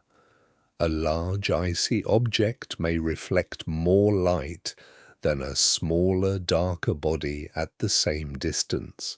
Modern searches use wide-field cameras that can photograph large areas at once. Each image contains thousands or millions of sources. Software measures the position and brightness of every detectable point, then compares the catalogue with later observations. Most sources remain fixed relative to one another. Nearby asteroids may move quickly, while distant objects shift only slightly. The challenge is to identify motion without confusing it with detector noise, atmospheric distortion, cosmic ray strikes, or changes in the telescope's focus and pointing. The interval between images is chosen carefully. If observations are separated by only minutes, a distant body may appear motionless. If they are separated by months, the object may move far enough to be lost among unrelated sources. Surveys often use several timescales. Images taken during one night reveal faster objects. Images separated by days identify slower motion. Longer baselines help confirm the most distant candidates. The Earth's own orbit also creates apparent motion called parallax, which shifts a nearby object against the background as the observing position changes. A genuine candidate must appear in several images and follow a consistent path. A single faint point is not enough. Noise can imitate a source, and a background star can vary in brightness. Researchers fit the measured positions to possible orbits, then predict where the object should appear later. Follow-up observations test the prediction. If the point reappears in the expected location, confidence increases. Repeated measurements across months and years gradually improve the orbit and reveal whether the body belongs to the distant solar system. Survey depth describes how faint an object can be detected. Longer exposures collect more light and reach greater distances, but they also cover less sky in a given amount of time. A deep survey may find small or remote bodies within a narrow field. A broad survey may examine much of the sky but miss the faintest objects. Telescope teams balance area depth, weather, and available observing time.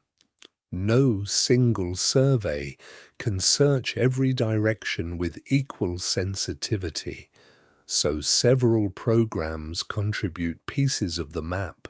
The location of the Milky Way creates a difficult zone. Dense star fields crowd the images with overlapping sources, and clouds of dust alter background brightness. A slow-moving body can hide among this complexity. Automated programs may lose efficiency where sources blend together. Human review can help, but the volume of data is enormous. Improved image subtraction, machine learning, and repeated coverage allow surveys to recover objects that older methods may overlook, though every technique still has limits. Color measurements provide additional clues. Different filters record different ranges of visible or near-infrared light. A distant, icy body may appear red neutral or blue, depending on its surface materials and history. Color alone does not prove that a source moves around the Sun, but it can help separate candidates from stars and galaxies. Once an orbit is confirmed, surface color can indicate radiation processing, exposed ice, or complex carbon-rich compounds. These interpretations remain broad because the objects are unresolved. Infrared searches look for heat rather than reflected sunlight. Every object with a temperature above absolute zero emits thermal radiation. A distant planet or large icy world may be almost invisible light, yet produce an infrared glow. The signal depends on size, temperature, atmosphere, internal heat, and distance. A massive planet can retain heat from formation for billions of years, while a small body mainly reflects and re-radiates sunlight. Infrared observations therefore test a different part of the possible population. Space telescopes avoid much of the interference caused by Earth's atmosphere, which absorbs many infrared wavelengths and produces its own heat. Their surveys can place strong limits on bright, warm objects at great distance. However, sensitivity, sky coverage, and angular resolution remain finite. A cold body may emit most strongly at wavelengths where detectors are less sensitive. Confusion with distant galaxies can also complicate identification.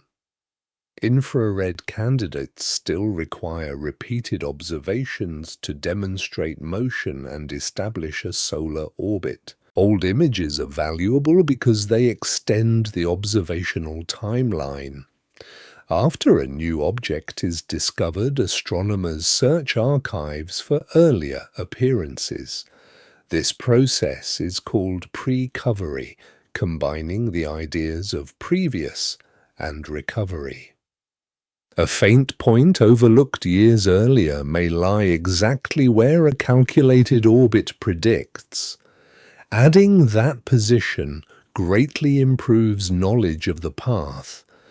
Digital archives, therefore, act as time machines, allowing modern software to re-examine observations made before the object was recognized. Citizen scientists sometimes assist by inspecting image sequences that automated searches find difficult. Human vision is effective at noticing unusual movement or imperfect patterns.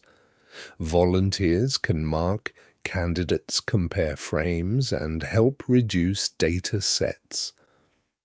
Professional astronomers then verify the results with precise measurements. This cooperation does not replace automated analysis, but it expands the ability to examine complex regions and unusual sources. The search remains slow because distant bodies reveal themselves through minimal change. Their light is weak, their motion is subtle, and their predicted locations may cover vast areas. Each confirmed discovery emerges from repeated imaging, orbital calculation, and independent checking. Surveys do not photograph the edge of the solar system as a single scene. They assemble it point by point, using faint movement across years to distinguish nearby darkness from the fixed background of the galaxy. Inside the realm of detached objects, yet beyond the more orderly Kuiper Belt, lies the scattered disk. This region contains icy bodies whose orbits have been stretched, tilted, and disturbed by Neptune.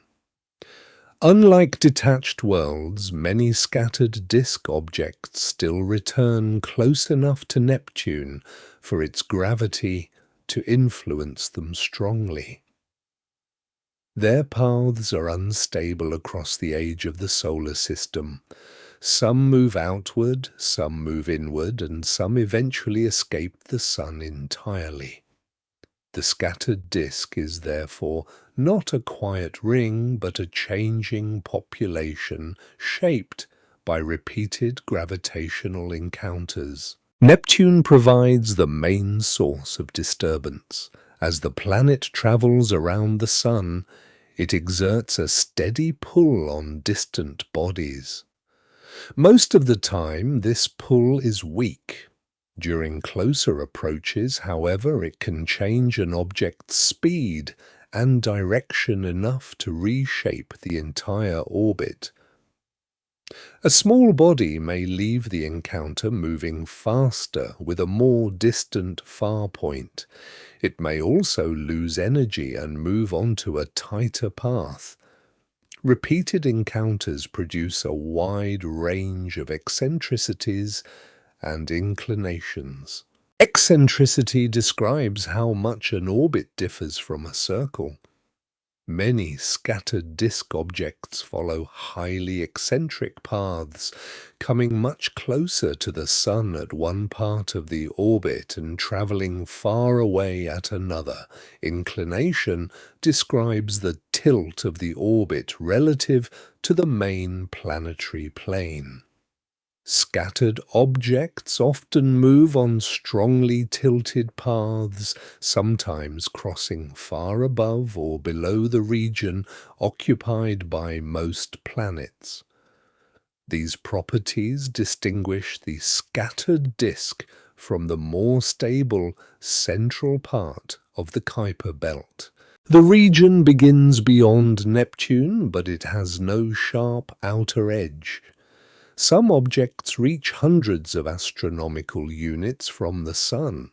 1 astronomical unit is the average distance between Earth and the Sun.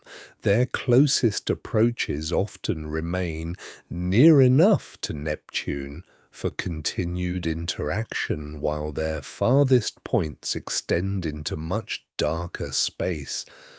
Because their orbits cover such a large range, the scattered disk overlaps other distant populations.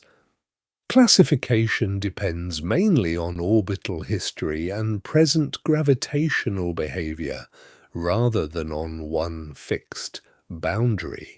The formation of the scattered disk begins during the early migration of the giant planets. Neptune probably forms closer to the Sun and later moves outward while exchanging energy with a massive population of icy planetesimals. A planetesimal is a small solid body left from planetary formation. As Neptune moves, it scatters many of these objects. Some enter stable resonances, while others are pushed onto elongated paths. Many are ejected from the solar system, but a fraction remains bound in the scattered disk. A gravitational resonance occurs when orbital periods form a repeated numerical rhythm. In resonance, an object and a planet meet in similar geometric arrangements over and over. This repeated pattern can protect some bodies from close encounters or slowly change their eccentricities. Scattered disk objects may pass temporarily through resonances with Neptune. Some remain trapped for long periods, while others escape and resume more chaotic motion. Resonance sticking helps explain why objects can survive even when their orbits remain unstable. The word chaotic has a precise scientific meaning here. It does not mean random motion without physical laws. It means that a tiny difference in an object's starting position or speed can grow over time, leading to a very different future orbit. Gravitational calculations can predict motion accurately for limited periods, but the exact path over billions of years becomes uncertain. Two nearly identical scattered objects may eventually experience different encounters and end in different regions. One of the most famous members associated with the scattered disk is Eris. Eris is a dwarf planet with a highly inclined and elongated orbit. It travels far beyond Neptune and takes several centuries to circle the Sun. Its discovery contributes to the debate that leads to the modern definition of a planet and the creation of the dwarf planet category. Eris is massive enough for its gravity to shape it into a rounded body, and it has a small moon named Dysnomia. Other scattered objects are much smaller. Many are only tens or hundreds of kilometers across. Their surfaces contain frozen water, methane, carbon monoxide, nitrogen, and darker radiation-processed materials in varying proportions. Sunlight is weak, so surface temperatures remain very low. Most show no visible activity at their usual distances. If their orbits later carry them closer to the Sun, volatile ice can begin to turn into gas and release dust. The scattered disk is an important source of short-period comets, especially those connected with the family of Jupiter. A scattered object can undergo repeated interactions with Neptune, then Uranus, Saturn, and Jupiter. Each encounter may reduce its orbit and move it deeper into the planetary system. Once Jupiter becomes the dominant influence, the body may enter a shorter orbit and become active near the Sun. This process connects the remote icy population with comets that return on timescales of decades or centuries. Movement in the opposite direction also occurs. A close planetary encounter can give an object enough energy to reach a wider orbit or leave the solar system. Escape is more likely after interaction with Jupiter, whose large mass produces strong gravitational changes. In this way, the scattered disk slowly loses members. It is not depleted completely because it began with a large population and because some objects remain protected for long intervals by resonance or distant perihelia. Observing the scattered disk remains difficult.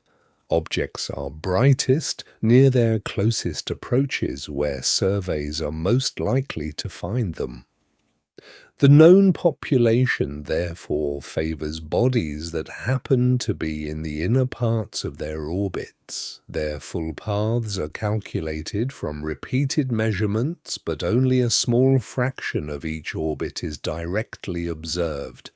Statistical models correct for these biases and estimate a much larger hidden population. The scattered disk preserves evidence of Neptune's migration, the early distribution of icy material, and the continuing exchange of bodies between distant and inner regions. Its objects do not remain arranged in a calm belt.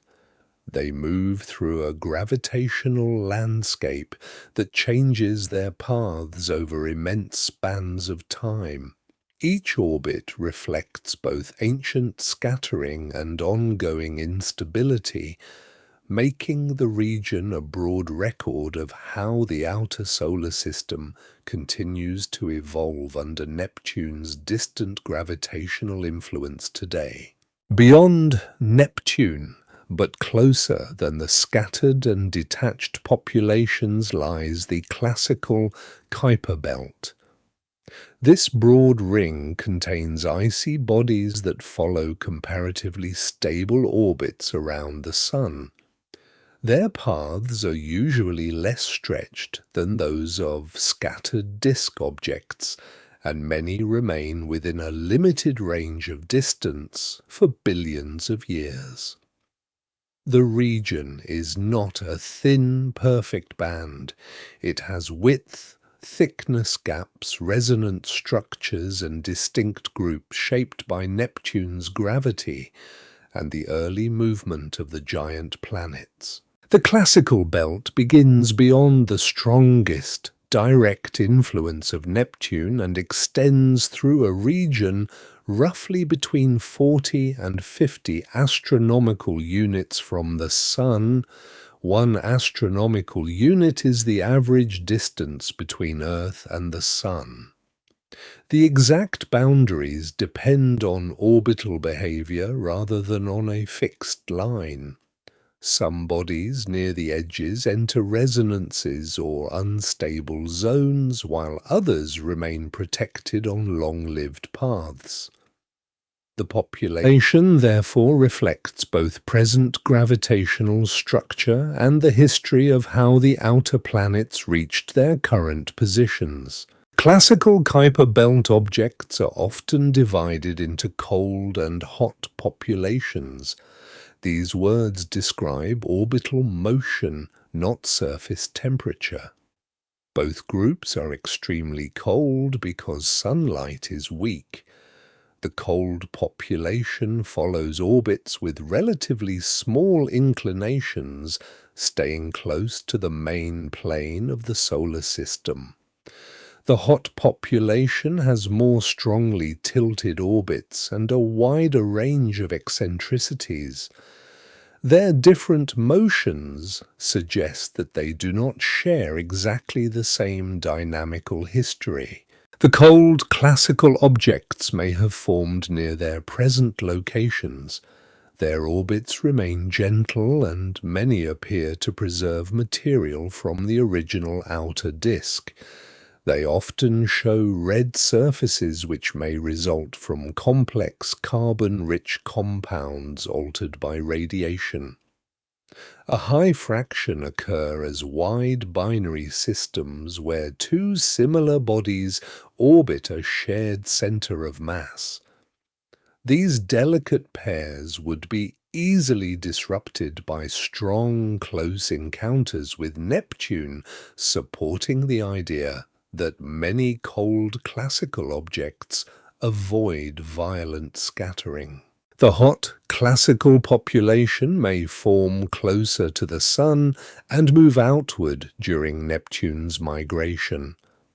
As the giant planet shifts through the early disk, gravitational encounters and resonances carry some objects into the belt. These bodies acquire larger inclinations and more varied surface properties. Some are grey or moderately red rather than deeply red. Their sizes also span a broad range. The population records mixing between different formation zones and a more disturbed route into stable outer orbits. Neptune's resonances organize the belt. A resonance occurs when an object completes a regular number of orbits, while Neptune completes another regular number. Pluto, for example, completes about 2 orbits for every 3, completed by Neptune. This repeated rhythm prevents dangerous close approaches, even though Pluto's orbit crosses inside Neptune's average distance. Many other bodies occupy the same resonance and are called plutinos. Additional resonances appear farther outward and contain smaller groups. The classical belt lies mainly between major resonances. In this region, objects can avoid close encounters and remain stable over the age of the solar system. Stability does not mean that their paths never change. The gravity of Neptune and the other planets slowly shifts orbital angles and produces small variations in eccentricity and inclination. Some locations remain stable for billions of years while nearby regions become chaotic and gradually lose objects. This creates boundaries, gaps, and concentrations within the belt. A notable outer feature is sometimes called the Kuiper Cliff. Beyond about 50 astronomical units, the number of known objects on low eccentricity orbits drops sharply. Surveys can detect large bodies beyond this distance, so the decline appears to be partly real rather than entirely caused by limited observation. The reason remains uncertain. The original disk may end there. Neptune's migration may remove material, or early stellar encounters may truncate the region. Several processes may contribute together. The objects themselves range from small fragments to dwarf planets. Most are too distant to resolve clearly, so size is estimated from brightness and surface reflectivity. A dark body reflects little light and must be larger than a bright body with the same apparent brightness. Thermal infrared measurements help separate size from reflectivity by measuring emitted heat. Even so, uncertainties remain for many objects. The known belt contains thousands of members, while the unseen population of smaller bodies is far larger.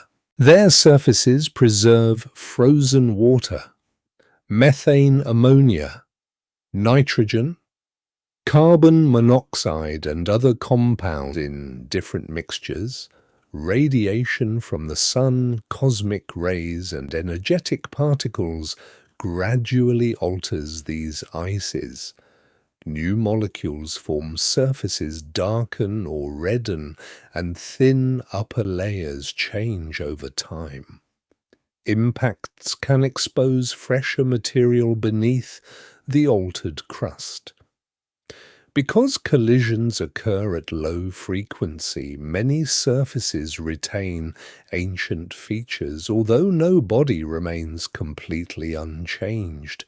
Collisions also shape the population. In the early belt, objects are more numerous and impacts occur more often.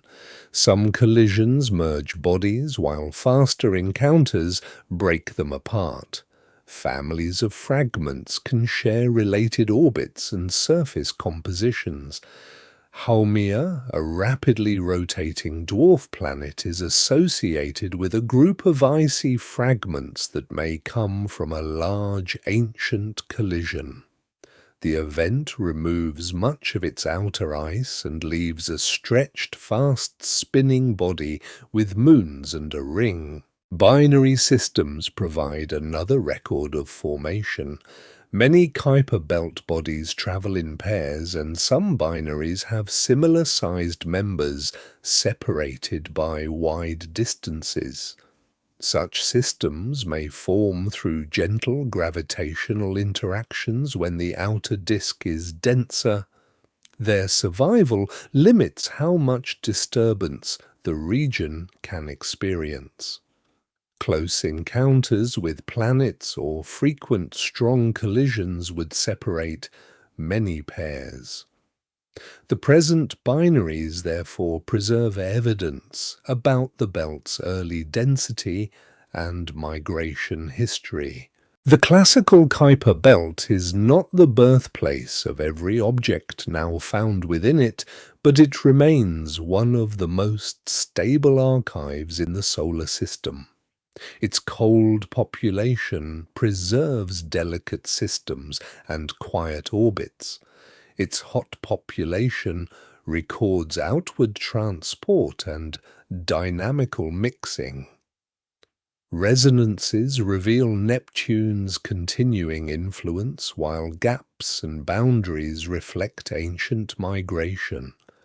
Their quiet motion also helps astronomers test models that connect planetary migration collisions and the original distribution of solid material.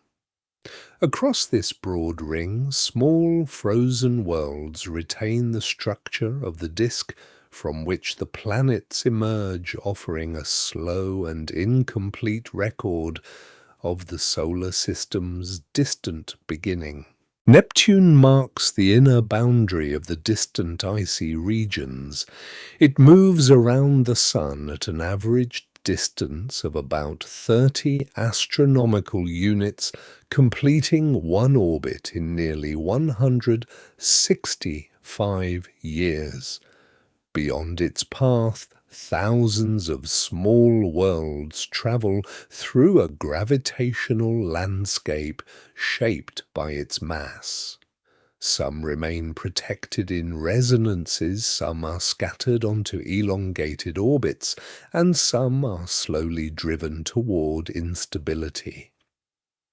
The architecture and evolution of the outer solar system cannot be understood without Neptune, because its migration and continuing gravity organize much of what lies beyond it. Neptune is the fourth largest planet by diameter and the third most massive. Its deep atmosphere contains hydrogen, helium, and methane. Methane absorbs red light and contributes to the planet's blue appearance. Beneath the visible clouds lies a dense interior rich in water, ammonia, methane rock, and metal. These internal details matter to the outer solar system because the planet's total mass determines how strongly it bends the paths of smaller bodies. The planet has enough gravity to alter an icy object during a close passage. A body approaching Neptune can gain or lose orbital energy depending on the geometry of the encounter.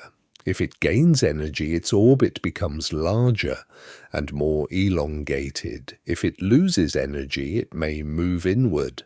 Repeated encounters can scatter objects across a wide range of distances and inclinations.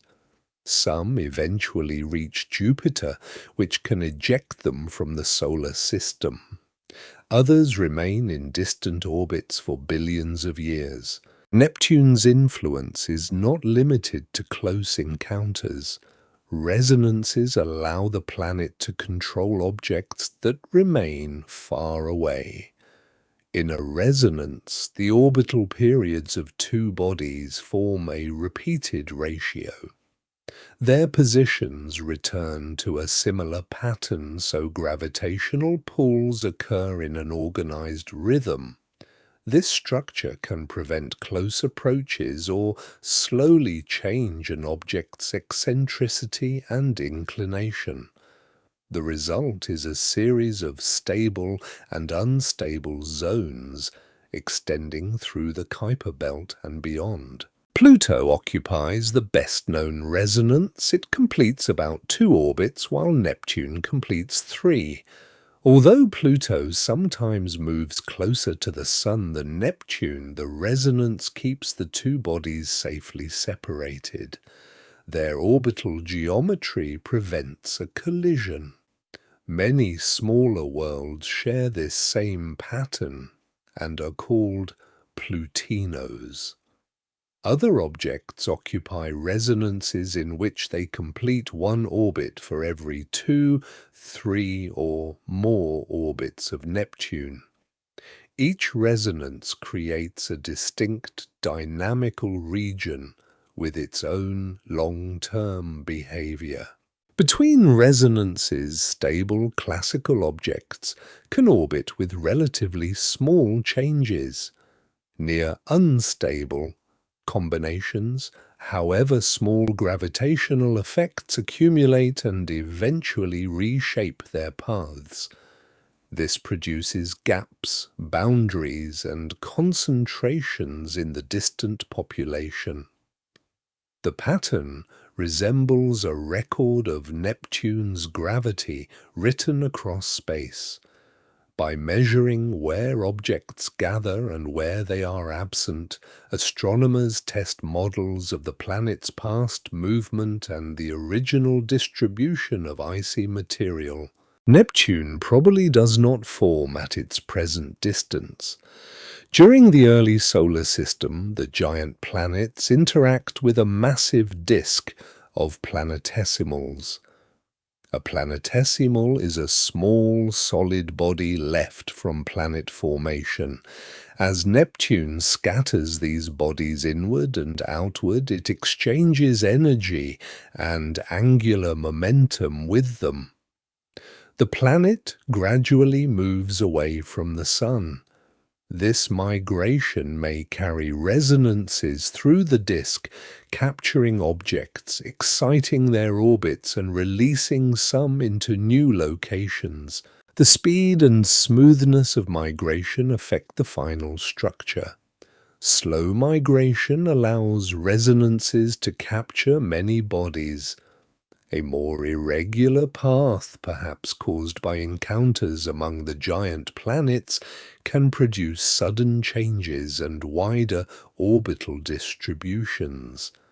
Simulations compare these possibilities with the observed Kuiper Belt. No single model explains every detail perfectly, but the broad evidence supports substantial outward movement by Neptune during the solar system's early development. The planet's largest moon, Triton, also records a violent history. Triton moves around Neptune in the direction opposite to the planet's rotation.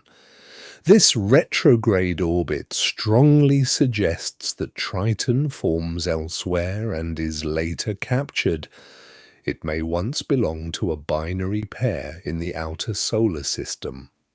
During a close encounter, gravitational interaction could eject one member while leaving Triton bound to Neptune. The capture would disrupt earlier moons and alter the planet's satellite system. Triton is an icy world with nitrogen frost, a thin atmosphere, and evidence of geological activity. Voyager 2 observes dark plumes rising above its surface, probably driven by seasonal heating. Its orbit is slowly shrinking because of tidal interaction with Neptune. Over a very long period, it may move close enough to break apart and form a ring. Triton's capture demonstrates that exchange between planets and distant icy populations can reshape both moons and smaller bodies. Neptune's present atmosphere is also dynamic. It contains some of the fastest winds measured in the solar system, broad cloud bands, storms, and changing bright features. These conditions do not directly control distant objects, but they reveal that the planet is not a quiet gravitational marker. It is an active world whose interior supplies heat to the atmosphere. From far beyond, however, its most important property is its steady mass and repeated orbital motion. The boundary of Neptune's direct scattering influence is gradual. Objects with perihelia near the planet can experience strong encounters.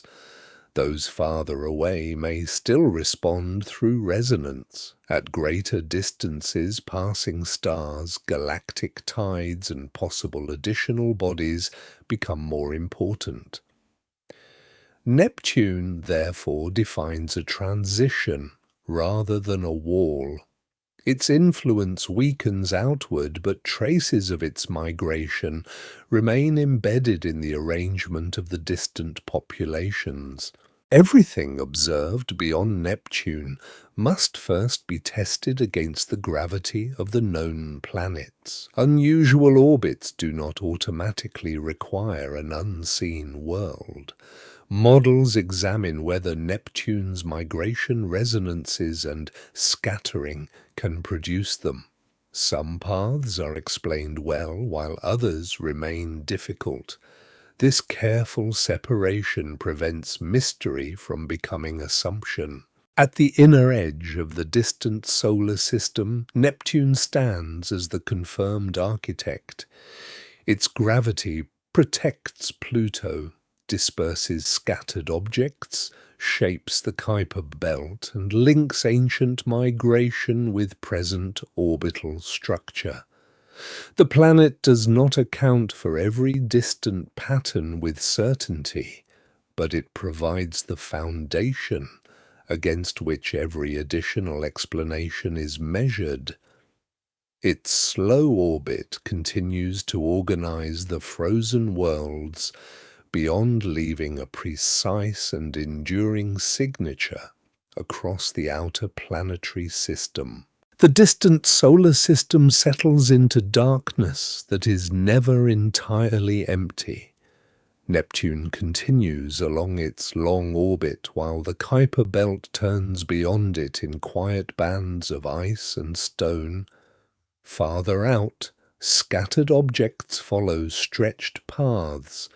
Detached worlds move through deeper cold, and the unseen populations of the Oort Cloud remain bound by the sun's weakening gravity. None of these regions forms a simple edge. Each one fades into the next through distance, pressure, motion, and time. The mystery at the boundary of the solar system does not rest on a single hidden object. It rests on many subtle signs.